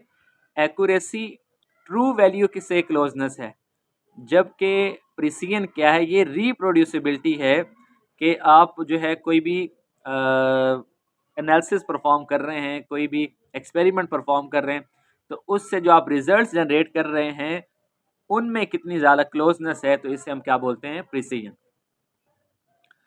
अच्छा, नेक्स्ट हमारे पास है रिपीटेबल एंड रिप्रोड्यूसेबल एनालिसिस। वो कह रहे हैं, if the determinations of the values are done on the same day and identical laboratory conditions in a very short time gap, it is repeatable analysis, ठीक है। अगर आप जो है एनालिसिस परफॉर्म कर रहे हैं और डिफरेंट जो है वैल्यूज़ डिटरमिन कर रहे हैं और आइडेंटिकल लाइब्रेरी में सेम डे में सेम कंडीशंस में एक्सपेरिमेंट परफॉर्म कर रहे हैं in a very short time gap, तो इसे हम कहते हैं रिपीटेबल एनालिसिस, ठीक है। और अगर डिटर्मिनेशंस जो हैं, if the determinations of the value are done on different days and different laboratory conditions, तो इसको हम क्या बोलते हैं? Reproducible analysis. यानी एक ही वक्त में एक ही लैब में अगर आप परफॉर्म कर रहे हैं, ठीक है, तो वो रिपीट में आएगा। और अगर आप डिफरेंट डेज में डिफरेंट लेबॉर्ट्री में डिफरेंट कंडीशंस में एक्सपेरिमेंट्स परफॉर्म कर रहे हैं, तो फिर वो एनालिसिस रिप्रोड्यूसेबल एनालिसिस में आएगा। नेक्स्ट हमारे पास कुछ टर्म्स हैं एरर के हवाले से। तो यहाँ पे एब्सोल्यूट एरर। एब्सोल्यूट एरर क्या होता है? It is the difference between measured value and true value with its sign. Measured value और ट्रू वैल्यू के दरमियान जितना डिफरेंस है उसे एब्सोल्यूट एरर कहा जाता है। और एब्सोल्यूट एरर जो है ये पॉजिटिव भी हो सकता है और नेगेटिव भी हो सकता है। नेक्स्ट जो है वो है रिलेटिव एरर। रिलेटिव एरर क्या है? It is the ratio of absolute error to the true value in percentage, ठीक है। जो एब्सोल्यूट एरर आया है, ठीक है, और ट्रू वैल्यू के दरमियान जो रेशियो है इन परसेंटेज, तो उसे क्या बोलते हैं? उसे कहते हैं रिलेटिव एरर। यहाँ से हमें पता चलता है कि कितने परसेंट एरर है, ठीक है, 2% है, 10% है, 20% है। और नेक्स्ट है मिनिमाइजेशन ऑफ एरर, यानी एरर को, सिस्टमेटिक एरर को कैसे रिड्यूस कर सकते हैं, कैसे मिनिमाइज कर सकते हैं। तो इससे सबसे पहला मेथड जो है वो है calibration of operators and application of correction, ठीक है। जितने भी इंस्ट्रूमेंट्स आप यूज़ करते हैं, चाहे वेइंग के लिए यूज़ करते हैं, फ्लास्क यूज़ करते हैं, ब्यूरेट वगैरह, पिपट्स वगैरह, उन सब को प्रॉपर कैलिब्रेट करना ज़रूरी है, ठीक है।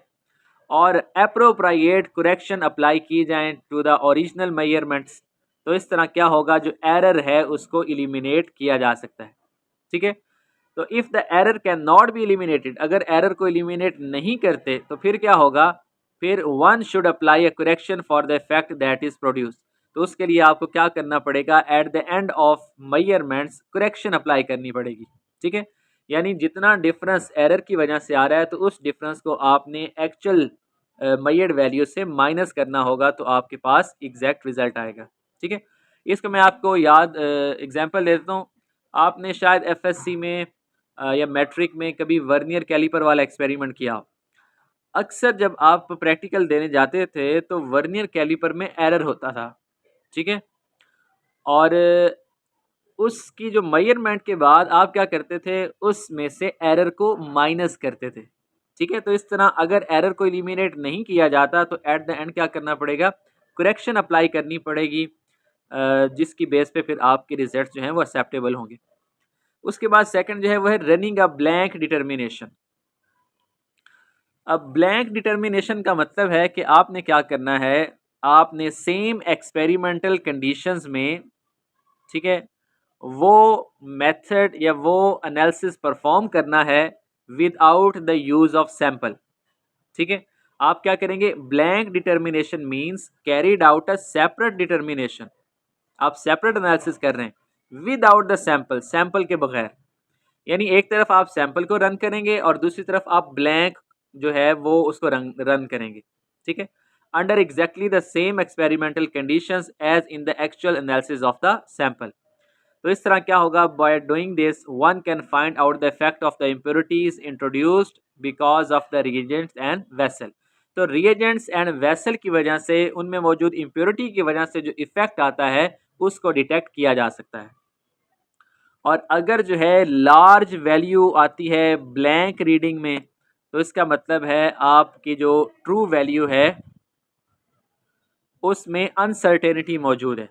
ठीक है, a large value of blank reading increases the uncertainty in the true value and reduces the precision of analysis. तो इस तरह क्या होगा, प्रिसीजन जो है वो उसको रिड्यूस कर देगा। तो इस तरह ब्लैक डिटर्मिनेशन को जो है जब हम यूज़ करते हैं तो किस मकसद के लिए यूज़ करते हैं, ताकि हमारे जो रिएजेंट है या फिर वेसल्स हैं उनमें अगर कोई इम्प्योरिटीज़ मौजूद हैं तो उनसे कितना इफेक्ट आ रहा है। ठीक है, और ब्लैंक डिटर्मिनेशन को हमेशा क्या होना चाहिए, स्मॉल वैल्यूज़ में होना चाहिए। ठीक है, अगर लार्ज वैल्यूज़ में होगी तो इसका मतलब है कि जो अनसर्टेनिटी है ट्रू वैल्यू में वो इंक्रीज़ हो रही है और प्रिसीजन जो है वो रिड्यूस हो रही है। नेक्स्ट ज़रा देखिए, नेक्स्ट है running a control determination. Running a control determination, इससे क्या मुराद है, control determination means carrying out a determination. यहाँ डिटर्मिनेशन का वर्ड बार बार यूज आ रहा है तो इसका मतलब एनालिसिस ही है। ठीक है, आप कोई भी चीज डिटर्मिन कर रहे हैं। ठीक है, तो control determination means carried out a determination on a standard substance under exactly the same experimental conditions. तो आपने यहाँ पे क्या करना है, यहाँ पे आपने कंट्रोल डिटर्मिनेशन में स्टैंडर्ड सब्सटेंस को यूज करके, ठीक है, एक्सपेरिमेंट सेम एक्सपेरिमेंटल कंडीशन में, तो तब वहाँ पे आप क्या करेंगे, अपने सैंपल्स के रिजल्ट हासिल करेंगे। तो यहाँ जरा देखिएगा, the weight of the constituent in the unknown can then be calculated from the following equation. ठीक है, एक तरफ आप क्या कर रहे हैं, अननाउन सैंपल है तो आप उसको रन कर रहे हैं, दूसरी तरफ आप स्टैंडर्ड सब्सटेंस को कर रहे हैं, तो दोनों के रिजल्ट्स को कंपेयर करके आप क्या करेंगे, अननाउन जो कॉन्स्टिट्यूएंट है उसको डिटरमिन कर पाएंगे। अब यहाँ पे क्या यूज हो रहा है equation, results found for standard substance divided by results found for unknown substance. ठीक है, is equal to the weight of constituent in standard divided by x. तो एक्स क्या होगा, एक्स होगा weight of the constituent in the unknown sample. अच्छा, next जो है ये है इंडिपेंडेंट मेथड्स ऑफ एनालिसिस। ठीक है, एरर जो है उसको मिनिमाइज किया जा सकता है किस तरह, by comparing the results of the analysis carried out in two entirely different manners. यानी कि आपने बिल्कुल डिफरेंट मैनर, डिफरेंट अप्रोच के साथ जो एक्सपेरिमेंट किए होंगे, एनालिसिस किए होंगे, उनके रिजल्ट्स को कंपेयर करें। तो उनके रिजल्ट्स को कंपेयर करके भी एरर को मिनिमाइज किया जा सकता है। नेक्स्ट जो है ये है रनिंग पैरेलल डिटर्मिनेशन। अब इसमें क्या होता है, इसमें जो प्रिसीजन है रिजल्ट्स में उसको चेक करने के लिए दो या दो से ज़्यादा, दो या तीन साइमल्टेनियस डिटर्मिनेशन की जाती हैं। यानी कि दो या तीन अलग अलग आप क्या करेंगे, सेटअप लगाएंगे, एक्सपेरिमेंटल सेटअप। तो क्या होगा कि इससे हमें पता चलेगा कि जो रिजल्ट्स आ रहे हैं उनमें कितनी क्लोजनेस है। If these results are in close agreement with each other, one can say that the results in good precision। ठीक है, और अगर उनमें लार्ज वेरिएशन है तो फिर क्या होगा, उसमें फिर रिजल्ट्स में प्रिसीजन नहीं होगी। The determination must be repeated until satisfactory agreement is obtained. यानी फिर आप क्या करेंगे, आप तब तक वो एनालिसिस करेंगे जब तक आपके पास सेटिस्फैक्ट्री रिजल्ट्स नहीं आते। अब फॉर एग्जांपल आप कोई एनालिसिस कर रहे हैं तो आपने दो तीन सेटअप लगाएं और तीनों का अलग अलग रिजल्ट आया है। ठीक है, तो आप तब तक इसे कंटिन्यू करेंगे उस एक्सपेरिमेंट को कि जब तक जो है जो रिजल्ट्स आ रहे हैं उनमें प्रिसीजन ना आ जाए। ठीक है, यानी कि आपके पास ऐसे रिजल्ट्स ना आए जो कि रिप्रोड्यूसेबल हैं। तो अगर प्रिसीजन जो है वो नहीं है, डिक्रीज हो रही है। अच्छा, नेक्स्ट मेथड है, ये है स्टैंडर्ड एडिशन। अब इसमें क्या होता है कि आपके पास जो सैंपल है और उस सैंपल में मौजूद जो कॉन्स्टिट्यूएंट है, जो कंपोनेंट है जिसको आप एनालाइज कर रहे हैं, तो उसकी नाउन अमाउंट आप ऐड कर दें। ठीक है, और फिर क्या होगा, आप क्या करेंगे, आप उन एनालिटिकल रिजल्ट्स को कंपेयर करेंगे with and without the added constituents. ठीक है, तो कह रहे इफ़ द रिकवरी सेटिस्फैक्ट्री, अगर रिकवरी यहाँ से क्या हो, सेटिस्फैक्ट्री हो, तो इसका मतलब है एक्यूरेसी जो है उस प्रोसीजर की वो हाई है। ठीक है, आपने क्या करना है, आपने रिजल्ट्स कैसे कंपेयर करने हैं, एक बार आपने कंपेयर करना है तब कि जब आपने एक्स्ट्रा वो कंपोनेंट या कॉन्स्टिट्यूएंट ऐड नहीं किया। ठीक है, और दूसरी बार आपने उस सैंपल में एडिशनल अमाउंट ऐड कर देनी है उस कंपोनेंट की। ठीक है, तो इस तरह जो है ये आमतौर पर मेथड किसके लिए होता है, ऐसे प्रोसीजर्स के लिए अप्लाई किया जाता है जैसे कि पोलैरोग्राफी है या स्पेक्ट्रोफोटोमेट्री है। नेक्स्ट जो है वो है इंटरनल स्टैंडर्ड्स। अब इसमें क्या होता है, it involves addition of a fixed amount of a reference material. इसमें fixed amount of reference material जो कि इंटरनल स्टैंडर्ड है उसको ऐड किया जाता है to a series of known concentrations of the material to be measured. आपके पास डिफरेंट कंसंट्रेशंस होती हैं, उसमें आप क्या करते हैं, रेफरेंस मटेरियल को ऐड कर देते हैं। ठीक है, तो उससे होगा क्या, जो फिजिकल वैल्यू आएंगी, जो एक्सपेरिमेंटल वैल्यूज आएंगी इंटरनल स्टैंडर्ड की, ठीक है, the ratios of the physical value of the internal standards and the series of known concentration are plotted against the concentration value. अब आपके पास क्या था, डिफरेंट कंसंट्रेशंस थी, तो उसमें आपने रेफरेंस मटेरियल ऐड किया, तो उसके बाद आप क्या करेंगे, उसकी फिजिकल वैल्यू यानी कि एब्जॉर्प्शन को जो है उसको उसका ग्राफ बनाएंगे, और वो ग्राफ किसके दरमियान होगा, एब्जॉर्प्शन वर्सेस कंसंट्रेशन के दरमियान। तो इस तरह हमारे पास एक स्ट्रेट लाइन आएगी, और ये प्रोसीजर आमतौर पे यूज़ किया जाता है स्पेक्ट्रोस्कोपिक और क्रोमेटोग्राफिक डिटर्मिनेशंस में। अब इसकी मदद से हम क्या कर सकते हैं, किसी भी अननाउन सैंपल जो है उसमें मौजूद जो हमारा एक्चुअल कॉन्स्टिट्यूएंट है उसकी अमाउंट को डिटरमिन कर सकते हैं। ठीक है, with the help of graph या with the help of plot. Next है वो है एम्प्लीफिकेशन मेथड्स। अब ये जो मेथड है ये तब यूज़ किया जाता है कि जब अमाउंट ऑफ मटेरियल के जिसको हम एनालाइज कर रहे हैं, जिसको हमने मेजर करना है, उसकी अमाउंट बहुत ही स्मॉल है, बहुत ही कम है, beyond the limit of the apparatus है। ठीक है, तो फिर क्या किया जाता है, जो स्मॉल अमाउंट ऑफ मटेरियल है उसको रिएक्ट करवाया जाता है। ठीक है, इस तरह के हर मॉलिक्यूल जो है वो क्या करे, वो दो या दो से ज़्यादा मॉलिक्यूल्स प्रोड्यूस करे। ठीक है, सम अदर मेजरेबल मटेरियल। तो फिर क्या होगा, उन रिजल्टेंट जो है मॉलिक्यूल्स उनको एम्पलीफाई किया जाता है, तो उससे फिर जो प्रॉपर्टीज़ अराइज होती हैं उनको एनालाइज किया जाता है। तो इस मेथड को कहते हैं एम्पलीफिकेशन मेथड। यानी आपके पास मटेरियल जो है वो क्या था, बहुत ही स्मॉल था, बियॉन्ड द डिटेक्शन लिमिट था, तो आपने क्या किया, उसका किसी कोई सूटेबल रिएक्शन करवाया जिससे ज़्यादा जो है मॉलिक्यूल्स प्रोड्यूस हुए, और फिर किसी दूसरे मेजरेबल मटेरियल के थ्रू आपने उसको एनालाइज किया। नेक्स्ट जो है वो है आइसोटॉपिक डाइल्यूशन। अब आइसोटॉपिक डाइल्यूशन में क्या होता है, इसमें known amount of element to be determined containing a radioactive isotope is mixed with the sample and the element is isolated in the pure form। इसमें क्या किया जाता है, इसमें एक ऐसे एलिमेंट को कि जिसका आपको पता हो, जिसमें रेडियोएक्टिव आइसोटोप मौजूद हो, उसको आप मिक्स करते हैं सैंपल के साथ।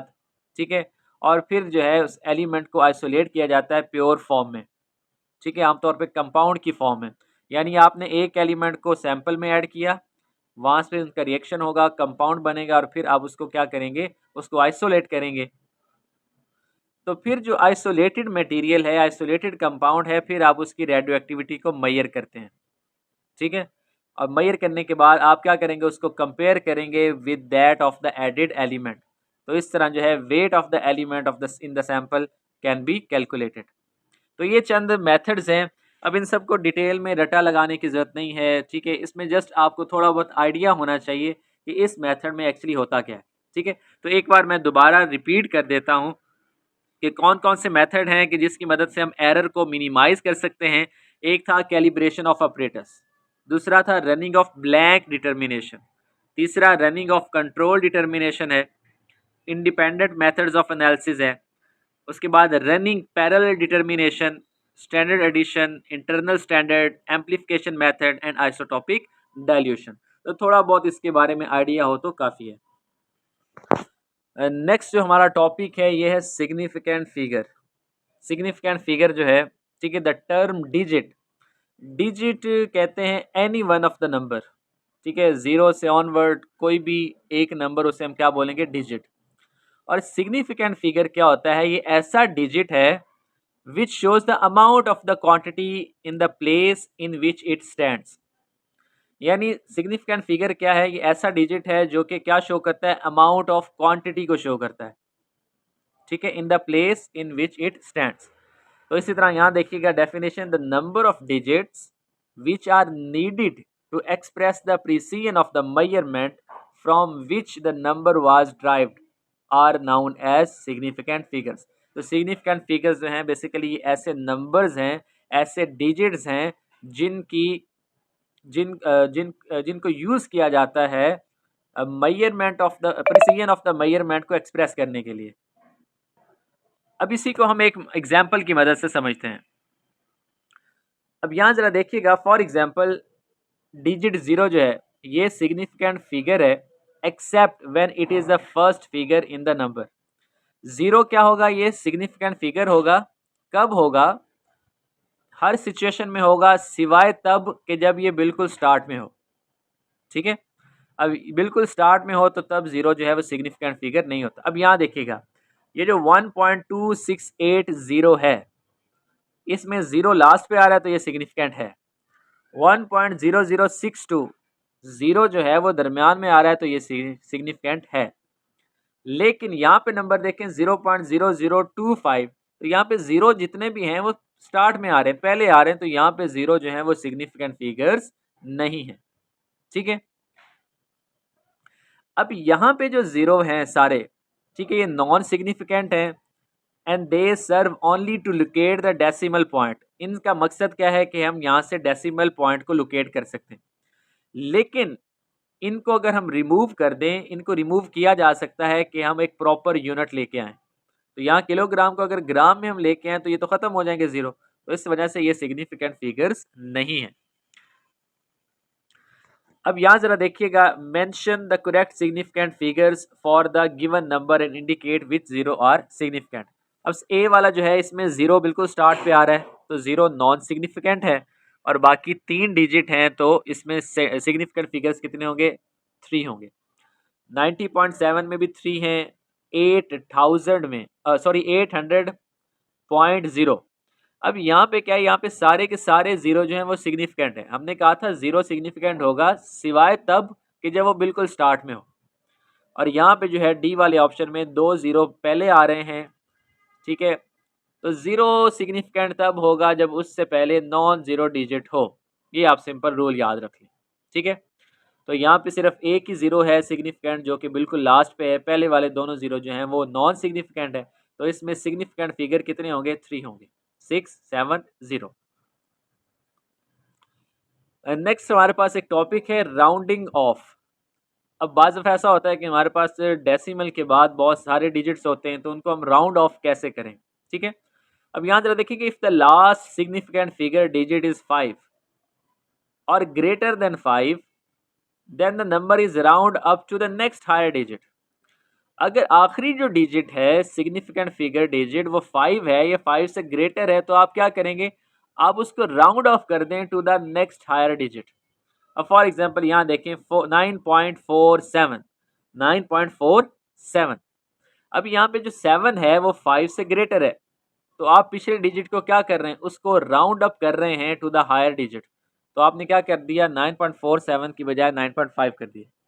इसी पर 9.43, अब 9.43 है, 3 तो 5 से लेस है, तो आप फिर 4 को 5 नहीं करेंगे बल्कि 4 ही रहने देंगे, ठीक है। तो ये जी, तो नेक्स्ट टॉपिक है mean, median and standard deviation, ठीक है। एनालिटिकल केमिस्ट्री में ख़ास तौर पर जो स्टैटिस्टिकल एनालिसिस है उसमें ये टर्म्स जो हैं बारहा यूज़ होती हैं, और इसके रिलेटेड जो है एग्ज़ाम में भी कोई ना कोई क्वेश्चन ज़रूर आता है। तो सबसे पहले तो मीन क्या है जी? मीन बेसिकली एवरेज है, ठीक है। Mean is the average value of the given set of data. और इसमें क्या है कि इसमें जितनी भी वैल्यूज़ हैं उन सबको सम करना होता है और नंबर ऑफ वैल्यूज़ पे डिवाइड करना होता है, तो आपके पास क्या आता है? मीन, ठीक है। तो इस सेकंड जो है मीडियन। मीडियन कहते हैं मिडल वैल्यू को, ठीक है, या सेंट्रल वैल्यू को। Median is the positional mean और central value of the given set of data. इसके लिए क्या होता है? इसमें दो चीज़ें हैं। अगर आपके पास नंबर ऑफ वैल्यूज़ इवन में है या नंबर ऑफ वैल्यूज़ ऑड में है, ठीक है, तो उन दोनों के लिए जो मीडियन फाइंड करना है उसका मेथड डिफरेंट है।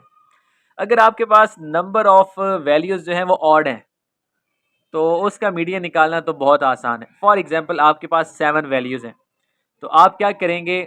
आप डाटा को अरेंज करेंगे, उन वैल्यूज़ को आप अल्फ़ाबेटिकली अरेंज करें और जो मिडल वैल्यू आती है वो आपकी क्या होगी? वो मीडियन कहलाएगी। यहाँ ज़रा देखिएगा, if n is odd number then the middle value is the median.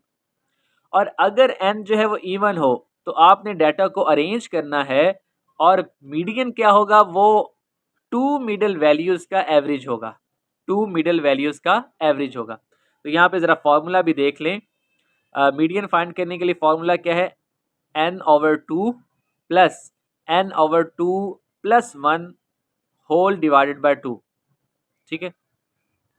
या अगर आप फॉर्मूला को नहीं भी फॉलो करना चाहते तो सिंपली आप क्या करें? डाटा को अरेंज करें और अगर आपके पास नंबर ऑफ वैल्यूज़ इवन में है तो मिडल वाली टू वैल्यूज़ को क्या करें? सम करें और 2 पे डिवाइड कर दें, तो जो आंसर आएगा वो आपका मीडियन होगा। इसी तरह नेक्स्ट टर्म जो है ये है रेंज। रेंज क्या होता है? It is the difference between the largest value and the smallest value of the data. Data में जो लार्जेस्ट वैल्यू है और स्मॉलेस्ट वैल्यू, इन दोनों में जो डिफरेंस होगा उसे हम रेंज कहते हैं, ठीक है। It is the variability of the set of results. उसके बाद नेक्स्ट है वो है स्टैंडर्ड डेविएशन या रूट मीन स्क्वायर डेविएशन। तो it is defined as the square root of the mean of the sum of the squares of the differences between the values and the mean of those values and is a particular value in connection with the normal distribution। अब इसको ज़रा हम देखते हैं। For example हमारे पास n number of observation है, ठीक है, उसमें x1 है, x2 है, x3 है, ये कहाँ तक जाएगा? ये xn तक जाएगा, ठीक है। तो these are the n number of observations. अब इनका हम अरिथमेटिक मीन फाइंड कर रहे हैं। अरिथमेटिक मीन कैसे फाइंड करेंगे? कि इन तमाम वैल्यूज़ को सम करें और नंबर ऑफ ऑब्जर्वेशन या नंबर ऑफ वैल्यूज़ पे डिवाइड कर दें तो हमारे पास अरिथमेटिक मीन आ जाएगा, ठीक है। अरिथमेटिक मीन आ गया। अब आपने क्या करना है? आपने हर वैल्यू का डिफरेंस फाइंड करना है अरिथमेटिक मीन से। यहाँ जरा देखिएगा, यहाँ लिखा है x1 माइनस एक्स बार। x1 तो क्या है? ऑब्जर्वेशन है, फर्स्ट वैल्यू है, और x बार क्या है? अरिथमेटिक मीन है। तो इस तरह क्या करेंगे? आप तमाम वैल्यूज़ का डिफरेंस फाइंड करेंगे फ्रॉम अरिथमेटिक मीन और इन तमाम डिफरेंसेस को आप सम कर देंगे, इनके स्क्वायर को सम करेंगे, ठीक है। तो यहाँ ऊपर भी ज़रा देखिएगा, ऊपर क्या लिखा था? यहाँ पे लिखा था it is defined as the square root of the mean of the sum of the squares. अब ये सम ऑफ द स्क्वायर्स है, किसका है? Sum of the squares of the differences between value and the mean, ठीक हो गया। अब जब सबको आप सम कर लेंगे, स्क्वायर का सम करेंगे तो डिवाइड कर देना है आपने n-1 पे और होल अंडर रूट कर देना है। तो ये फार्मूला जो है ये आपको याद रखना पड़ेगा इसको जो है। अब ये जो स्टैंडर्ड डेविएशन की इक्वेशन है आप इसको इस तरह भी लिख सकते हैं। यहाँ पे समेशन का साइन, ये समेशन का साइन क्या शो कर रहा है? ये शो कर रहा है सम ऑफ स्क्वायर्स, ठीक है। तो यहाँ ज़रा देखिएगा, the square of standard deviation is called variance. अब इसी का आप अगर स्क्वायर ले लें, ठीक है, तो वो क्या कहलाएगा? वो कहलाएगा वेरिएंस। स्टैंडर्ड डेविएशन का स्क्वायर क्या कहलाता है? वेरिएंस कहलाता है, ठीक है। तो ये चंद बेसिक टर्म्स हैं जो कि आपको पता होनी चाहिए। सिंपली इसी तरह भी एमसीक्यूज बन सकता है, ठीक है। स्टैंडर्ड डेविएशन का अगर स्केल लिया जाए तो वो किसके इक्वल होता है? मीन के इक्वल होता है, मॉड के इक्वल होता है, मीडियन के इक्वल होता है, ये वेरिएंस के इक्वल होता है। तो आंसर क्या होगा? वेरिएंस, ठीक हो गया। इसी तरह एक और टर्म होती है, उसे कहते हैं मॉड। अब मॉड क्या होता है? ये होता है मोस्ट फ्रीक्वेंट वैल्यू, ठीक है, यानी एक वैल्यू जो कि बार बार आ रही है उसे मॉड कहते हैं। मीडियन होता है मिडल वैल्यू, और मीन होता है एवरेज। ठीक हो गया। अभी इसी तरह हमारे पास कुछ और टर्म्स हैं, ज़रा देखिएगा। Measure of precision known as relative standard deviation. जो रिलेटिव स्टैंडर्ड डेविएशन है उसका फॉर्मूला क्या है? उसका फॉर्मूला है standard deviation divided by mean, arithmetic mean. आपने क्या करना है? स्टैंडर्ड डेविएशन की जो भी वैल्यू आई है उसको आप अरिथमेटिक मीन से डिवाइड कर दें, तो आपके पास जो आंसर आएगा वो क्या कहलाएगा? रिलेटिव स्टैंडर्ड डेविएशन कहलाएगा। इसी तरह एक होता है coefficient of variance. Coefficient of variance क्या होता है? It is the percentage of relative standard deviation. आपने क्या करना है? स्टैंडर्ड रिलेटिव स्टैंडर्ड डेविएशन जो कि हमने ऊपर पढ़ा है, ठीक है, standard deviation divided bye arithmetic mean, इसको आप 100 से मल्टीप्लाई कर दें। तो जब 100 से मल्टीप्लाई करेंगे तो ये क्या आ जाएगा? ये परसेंटेज आ जाएगी। तो इसे हम क्या बोलेंगे? Coefficient of variance. इसे क्या कहा जाएगा? Coefficient of variance. अब यहाँ पे हमारे पास एक एग्जाम्पल है, ठीक है, इसको हम एनालाइज करते हैं। हमारे पास जो है सैंपल ऑफ आयरन है और उसकी वैल्यूज़, आयरन कंटेंट की वैल्यूज़ गिवन है। हमने क्या फाइंड करना है? मीन फाइंड करना है, स्टैंडर्ड डेविएशन फाइंड करनी है, कोफिशिएंट ऑफ वेरिएशन फाइंड करना है। तो सबसे पहले तो क्या होता है कि जब भी इस तरह का डाटा है तो आपने उसको टेबुलर फॉर्म में लेके आना है, टेबल की फॉर्म में लेके आना है। सबसे पहले हम यहाँ पे लिखते हैं कि हमारे पास नंबर ऑफ ऑब्जर्वेशन कौन कौन सी हैं, और यहाँ पे आपने ऑब्जर्वेशन को क्या करना है? अल्फ़ाबेटिकली एक तरतीब के साथ लिखना है, स्मॉल टू लार्ज वैल्यू में लिखना है, ठीक है। उसके बाद आप क्या करेंगे? इन सब को सम करें, और सम करने के बाद क्या करेंगे? टोटल नंबर ऑफ वैल्यूज़ पे डिवाइड करेंगे, तो आपके पास यहाँ पे इसका मीन आ जाएगा, यानी कि एवरेज। तो यहाँ पे एवरेज लिखा हुआ है, ठीक है। उसके बाद आपने क्या करना है? हर वैल्यू में से जो मीन है उसको माइनस कर देना है। तो यहाँ पे आप माइनस करके लिख देंगे। ये नेगेटिव वैल्यू भी हो सकती है, पॉजिटिव वैल्यू भी हो सकती है। और उसके बाद आपने क्या करना है? उसका स्क्वायर लेना है। जब आप स्क्वायर ले लेंगे तो आपके पास ये सारी वैल्यूज़ आ जाएंगी। अब आप यहाँ क्या करें? इनका समेशन ले लें, इन सब वैल्यूज़ को जमा कर दें, ठीक है। अब आपको फार्मूला याद होना चाहिए स्टैंडर्ड डेविएशन का। स्टैंडर्ड डेविएशन का फॉर्मूला हमने लिखा था और डिवाइड किया था उसको n-1 से। n क्या है जी? Number of observation. Total 10 observation है, तो n-1 क्या आएगा? 9, और होल अंडर रूट लेंगे तो आपके पास आंसर आता है ±0.045। तो this is a standard deviation. Standard deviation. अब कोफिशिएंट ऑफ वेरिएशन का फॉर्मूला क्या है? कि स्टैंडर्ड डेविएशन को मीन से डिवाइड कर दें और 100 से मल्टीप्लाई कर दें, तो आपके पास ये आ गया 0.63 इज कोफिशिएंट ऑफ वेरिएशन। इसी तरह दो और एग्जांपल्स हैं। तो ये सेम मेथड है, सेम प्रोसीजर है, इसी मेथड को आप फॉलो करेंगे तो आपकी ये क्वेश्चंस सॉल्व हो जाएंगे। नेक्स्ट जो हमारे पास टर्म है ये है डिस्ट्रीब्यूशन ऑफ रैंडम एरर्स, ठीक है। रैंडम एरर्स जो हैं, ठीक है, उनकी डिस्ट्रीब्यूशन। तो random errors can not be avoided और minimised but can be monitored and its magnitude can be measured. वो कह रहे हैं कि रैंडम एरर जो है इनसे बचा नहीं जा सकता और ना ही जो है इनको मिनिमाइज किया जा सकता है, लेकिन इनको मॉनिटर किया जा सकता है और इन्हें मेजर किया जा सकता है, ठीक है। तो ये बहुत ही इंपॉर्टेंट पॉइंट है, ये आपने नोट कर लेना है, क्योंकि ये एक्सीडेंटल एरर्स होते हैं, ठीक है। These accidental errors will follow a random distribution. तो इनकी डिस्ट्रीब्यूशन क्या होती है? रैंडम होती है। And therefore mathematical laws of probability can be apply to achieve some conclusion. तो इनको डिटरमन करने के लिए, इनको मैयर करने के लिए हम क्या यूज़ करते हैं? प्रोबेबिलिटी को यूज़ करते हैं। अब यहाँ पे ज़रा आप देखें कि इनडिटर्मिनेट एरर्स होते हैं, जितने भी रैंडम एरर हैं उन्हें हम क्या बोलते हैं? Indeterminate error. और सिस्टमैटिक एरर को डिटर्मिनेट एरर कहते हैं। अब ये जो इनडिटर्मिनेट एरर्स हैं यानी कि रैंडम एरर, ये नॉर्मल डिस्ट्रीब्यूशन कर्व को, अच्छा इस ग्राफ में देखिए कि 68% डाटा जो है, 68% डाटा वो जो है वो x plus minus S range में डिस्ट्रीब्यूट है, ठीक है। ये जिसको मैं शेड कर रहा हूँ, चले मैं शेड कर देता हूँ यहाँ पे, ठीक है। ये वाला जो एरिया है ये क्या है? ये 68, यानी ओवरऑल जो डाटा है उसका 68% एरिया जो है वो x प्लस माइनस एस की रेंज में है, ठीक है। इसी तरह जो है यहाँ पे जो 95% जो डाटा है वो x प्लस माइनस 2s की रेंज में है, यानी ये सारा जो है ये वाला एरिया, ठीक है। और इसी तरह जो है अगर हम बात करें ओवरऑल 99% जो डाटा है वो x प्लस माइनस 3s की रेंज में है।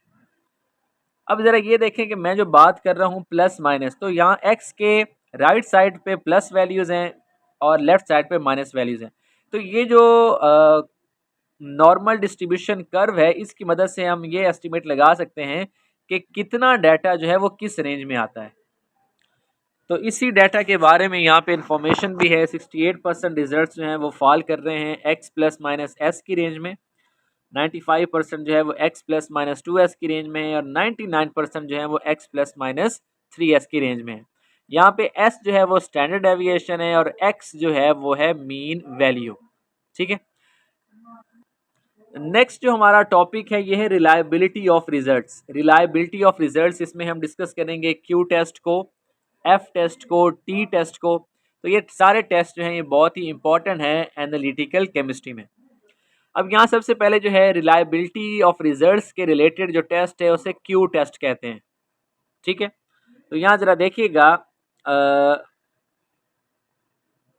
Analysis of results can be considered in two categories. दो मेन कैटेगरीज हैं, एक है रिलायबिलिटी ऑफ रिजल्ट और दूसरा है comparison of the results with the true value और with other sets of data, ठीक है। यानी कि दो मेन कैटेगरीज हैं रिजल्ट्स को के एनालिसिस में। एक तो है रिलायबिलिटी ऑफ द रिजल्ट्स, कि रिजल्ट्स जो हैं वो किस हद तक रिलायबल हैं, और दूसरा उनका कंपैरिजन है, रिजल्ट्स का कंपैरिजन है विद ट्रू वैल्यू या फिर कंपैरिजन है with other sets of data, ठीक है। और इसी मकसद के लिए हम क्या करते हैं, हम टेस्ट परफॉर्म करते हैं और टेस्ट की बेस पे फिर ये देखा जाता है कि रिजल्ट्स जो हैं वो रिजेक्ट होंगे या फिर एक्सेप्ट होंगे, ठीक है। तो यहाँ ज़रा देखिएगा, Q test is a parameter, Q test the parameter Q is called the rejection quotient. Q को हम क्या बोलते हैं, रिजेक्शन कोशेंट, ठीक है। और इसको कैसे डिफाइन किया जाएगा, questionable value minus nearest value divided by largest value minus smallest value. अब ये टेस्ट परफॉर्म कैसे किया जाता है, सबसे पहले क्या करना होता है, सबसे पहले जितने भी रिजल्ट्स हैं उन्हें अरेंज करना होता है ऑर्डर में। उसके बाद जो नियरेस्ट वैल्यू है उसको कंसीडर किया जाता है, ठीक है। क्वेश्चनेबल डाटा जो है वो रिजेक्ट होगा अगर calculated value of Q higher होगी क्रिटिकल वैल्यू ऑफ क्यू से। तो ये आपने नोट भी करना है, अगर जो है calculated Q value critical value से ग्रेटर है तो तब क्या होगा, तब क्वेश्चनेबल डाटा जो है उसको रिजेक्ट कर दिया जाएगा, ठीक है। तो ये मेन इंपॉर्टेंट पॉइंट है, इसको आपने याद कर लेना है। तो अगर हमने क्वेश्चनेबल डाटा जो है उसको एक्सेप्ट करना है तो उसके लिए ज़रूरी है कि क्यू कैलकुलेटेड हमेशा क्या हो, लेस हो as compare to Q critical से। अब यहाँ पे ज़रा देखिए, हमारे पास क्वेश्चन भी है, following values were obtained for the determination of cadmium in a sample of dust. तो यहाँ पे हमारे पास जो है वो चार वैल्यूज़ हैं, 4.3 है, 4.1 है, 4.0 है एंड 3.2 माइक्रोग्राम पर ग्राम। तो should the last value 3.2 be rejected. अब ये क्वेश्चनेबल है, क्वेश्चन है, ठीक है। तो हम क्या करेंगे, क्यू टेस्ट जो है उसको अप्लाई करेंगे। क्वेश्चनेबल वैल्यू क्या है, 3.2 है, ठीक है। तो फॉर्मूला क्या था, questionable value minus nearest value. अब इसके नियरेस्ट वैल्यू कौन सी है, नियरेस्ट वैल्यू है 4। अब डिवाइड करेंगे, लार्जेस्ट वैल्यू कौन सी है 4.3 और स्मॉलेस्ट वैल्यू है 3.2। अब यहाँ जरा देखिएगा, इसको सॉल्व करने से जो हमारे पास आंसर आ रहा है वो आ रहा है 0.727। अब ये है क्यू कैलकुलेटेड। अब क्यू कैलकुलेटेड जो है वो है 0.727, जबकि यहाँ पे जो क्यू क्रिटिकल है उसकी वैल्यू क्या थी, 0.831। अब क्योंकि क्यू कैलकुलेटेड की वैल्यू क्यू क्रिटिकल से लेस आई है तो इस वजह से it should not be rejected, otherwise हम इसको क्या कर देते, रिजेक्ट कर देते। इसी तरह नेक्स्ट क्वेश्चन जो है उसमें क्यू कैलकुलेटेड की वैल्यू क्यू क्रिटिकल से क्या है, ग्रेटर है। तो यहाँ पे फिर क्या होगा, जो डाटा है, जो वैल्यू है उसको रिजेक्ट कर दिया जाएगा। इसी तरह नेक्स्ट हमारे पास जो टॉपिक है ये कॉन्फिडेंस इंटरवल, ठीक है, यानी कि limit. When a small numbers of observation is made, then standard deviation of these results cannot give a measure of how close mean is to the true mean value. But it is possible to calculate a confidence interval to estimate the range within which the true value can be found. अब वो कह रहे हैं कि अगर हमारे पास small number of observations हों तो तब स्टैंडर्ड डेविएशन जो है इन रिजल्ट्स की वो हमें कोई मेजरेबल जो है रिजल्ट नहीं प्रोवाइड करता कि किस हद तक जो है मीन जो है वो क्लोज होगा to the true value, to the true mean value, ठीक है। लेकिन हम क्या कर सकते हैं, हम कॉन्फिडेंस इंटरवल को कैलकुलेट कर सकते हैं जिसकी मदद से हम एस्टिमेट करते हैं कि किस रेंज में ट्रू वैल्यू जो है वो मौजूद होगी, ठीक है। तो this limit is known as confidence interval और इसको कैलकुलेट किया जाता है mu is equal to x bar है arithmetic mean plus minus t s over n under root. अब यहाँ ज़रा देखिएगा ये टर्म्स जो हैं, सारी टर्म्स, ये जो म्यू है ये ट्रू मीन वैल्यू है, एक्स बार एवरेज मीन है, arithmetic mean S standard deviation है, एन नंबर ऑफ डाटा है और टी जो है ये पैरामीटर वैल्यू है जो कि टी टेबल से हासिल की जाती है और इसमें डिग्री ऑफ फ्रीडम क्या होता है n-1। अब इस सब को समझने के लिए हम एक एग्जाम्पल की मदद लेते हैं। अब यहाँ ज़रा देखिएगा, यहाँ पे हमारे पास जो एग्जाम्पल है उसमें क्या लिखा है, the mean x for 4 determination of alloy analysis is 8.27%, standard deviation भी दी हुई है, कॉन्फिडेंस इंटरवल 95% है, टी की वैल्यू भी दी हुई है और n-1 जो है वो 3 डिग्री ऑफ फ्रीडम है। तो हम क्या करेंगे, हम ये सारी वैल्यूज़ अगर इसमें पुट करें, ये वैल्यूज़ पुट करने के बाद हमारे पास जो आंसर आ रहा है वो क्या आ रहा है, वो आ रहा है 8.27 प्लस माइनस 0.27%। तो इसमें जो कॉन्फिडेंस इंटरवल है वो क्या है, 8 है, 8 से लेकर 8.54%। अब इसको, इस पॉइंट को समझिएगा कि यहाँ पे जो हमारे पास वैल्यू आई है 8.27 प्लस माइनस 0.27, तो आपने क्या करना है, 8.27 में से 0.27 माइनस कर दें तो वो वैल्यू बनती है 8 और इतना ही आप प्लस कर दें तो वैल्यू बनती है 8.454। तो इसका मतलब है हमारा जो कॉन्फिडेंस इंटरवल है यानी कि किस रेंज में ट्रू वैल्यू मौजूद होगी वो है 8 से लेकर 8.554 तक, ठीक है। तो इस मकसद के लिए आपने क्या करना है, कॉन्फिडेंस इंटरवल बेसिकली किस मकसद के लिए, कि किस रेंज में हमारी ट्रू वैल्यू मौजूद होगी, और उसके लिए आपने फार्मूला याद करना है। फार्मूला क्या है, mu is equal to x bar plus minus t s over under root n. N जो है यहाँ पे डिग्री ऑफ फ्रीडम है, एस स्टैंडर्ड डेविएशन है, जबकि टी जो है वो क्या है, पैरामीटर वैल्यू है जो कि टी टेबल से हासिल की जाएगी। नेक्स्ट जो हमारे पास टॉपिक है ये है comparison of results. Comparison of the values obtained from a set of results can be done by 2 ways. इसके 2 तरीके हैं, या तो आप क्या करें, either with the true value यानी कि टी टेस्ट को यूज़ करें, दूसरी जो है वो है with the other set of data to explain whether the process is precise और नॉट। तो उसके लिए क्या होगा, उसके लिए एफ टेस्ट है, यानी रिजल्ट्स को कंपैरिजन करने के लिए आप टी टेस्ट और एफ टेस्ट परफॉर्म करते हैं। टी टेस्ट जो है वो ट्रू वैल्यू के लिए, जबकि एफ टेस्ट जो है उसमें हम कंपेयर करते हैं रिजल्ट को विद अदर डाटा।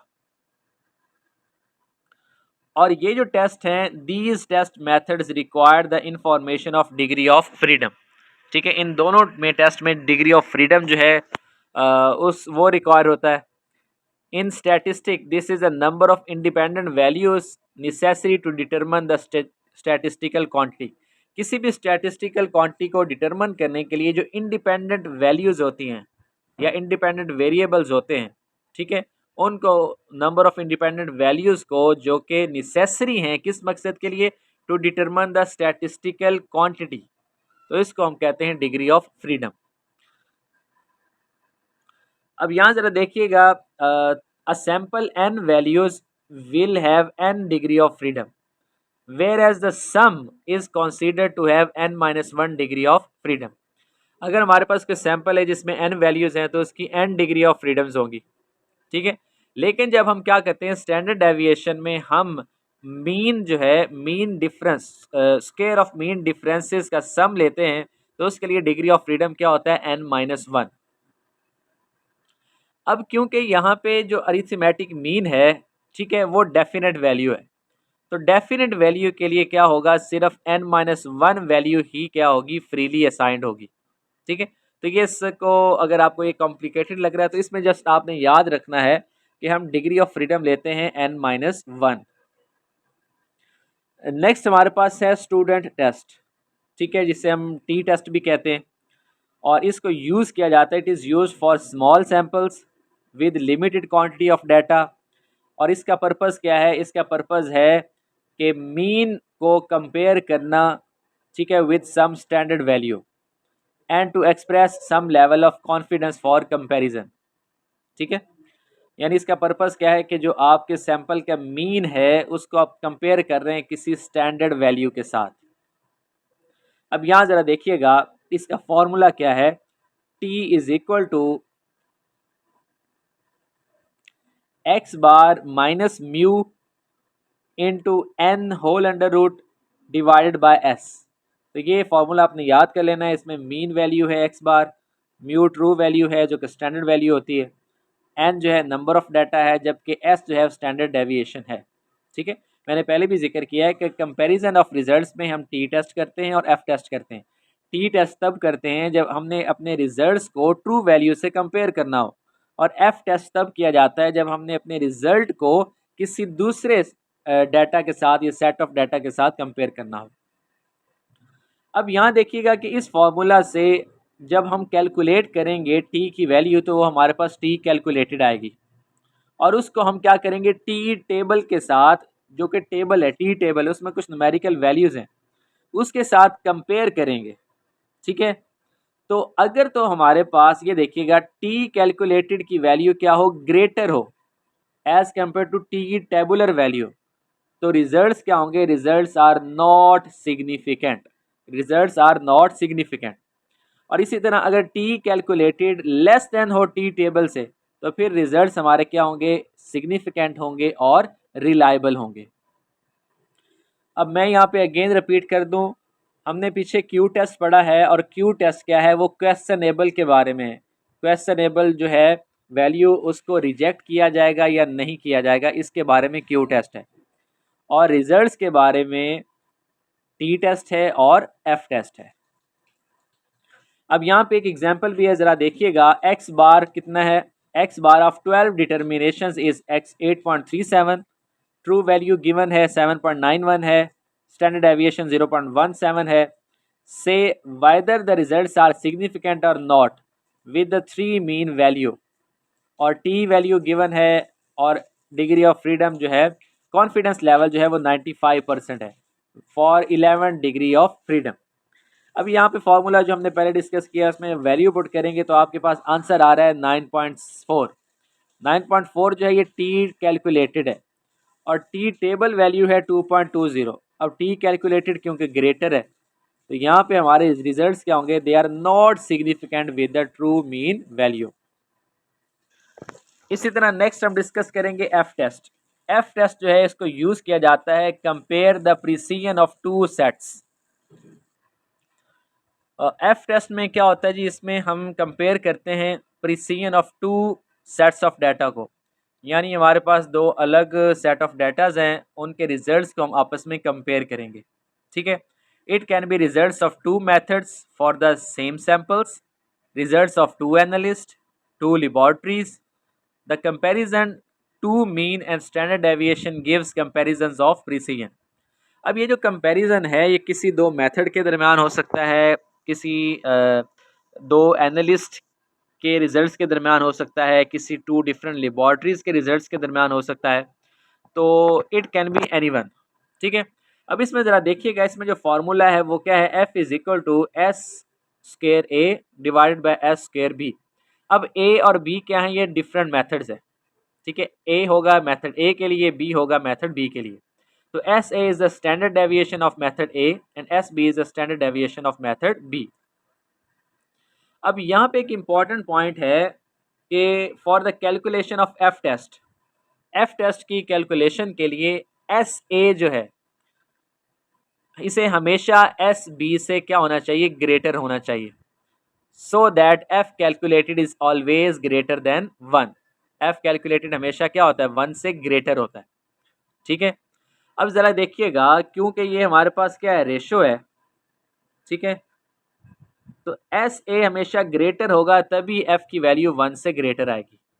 ठीक है, अब यहाँ पे आफ्टर कैलकुलेशन जो हमारे पास एफ कैलकुलेटेड की वैल्यू आती है उसको हम एफ टेबल से कंपेयर करते हैं। ठीक है, अगर तो एफ कैलकुलेटेड क्या हो, वो एफ टेबल से वैल्यू उसकी क्या हो, ग्रेटर हो, तो इसका मतलब है दोनों जो सेट्स ऑफ रिजल्ट्स हैं they are not significant, consistent और कंपेरेबल। ठीक है, यानी वो दोनों कंसिस्टेंट नहीं है, कंपेरेबल नहीं है। ठीक है, और अगर एफ कैलकुलेटेड की वैल्यू लेस आती है एफ टेबल से तो इसका मतलब है जो सेट्स ऑफ रिजल्ट्स हैं और मीन है वो सिग्निफिकेंट है। ठीक है, तो ये इस तरह आपने याद रख लेना है। हमेशा हम एट द एंड जो है वो रिजल्ट्स को कंपेयर करते हैं। एक हमारे पास कैलकुलेटेड वैल्यू आती है, चाहे वो क्यू टेस्ट में हो, टी टेस्ट में हो और एफ टेस्ट में हो, तो उसको हम फिर कंपेयर करते हैं टेबुलर वैल्यू के साथ। ठीक है, अगर कैलकुलेटेड वैल्यू ग्रेटर आ रही है टेबुलर वैल्यू से तो फिर क्या होगा, फिर वो सिग्निफिकेंट नहीं होगा, नॉट सिग्निफिकेंट हम कहेंगे।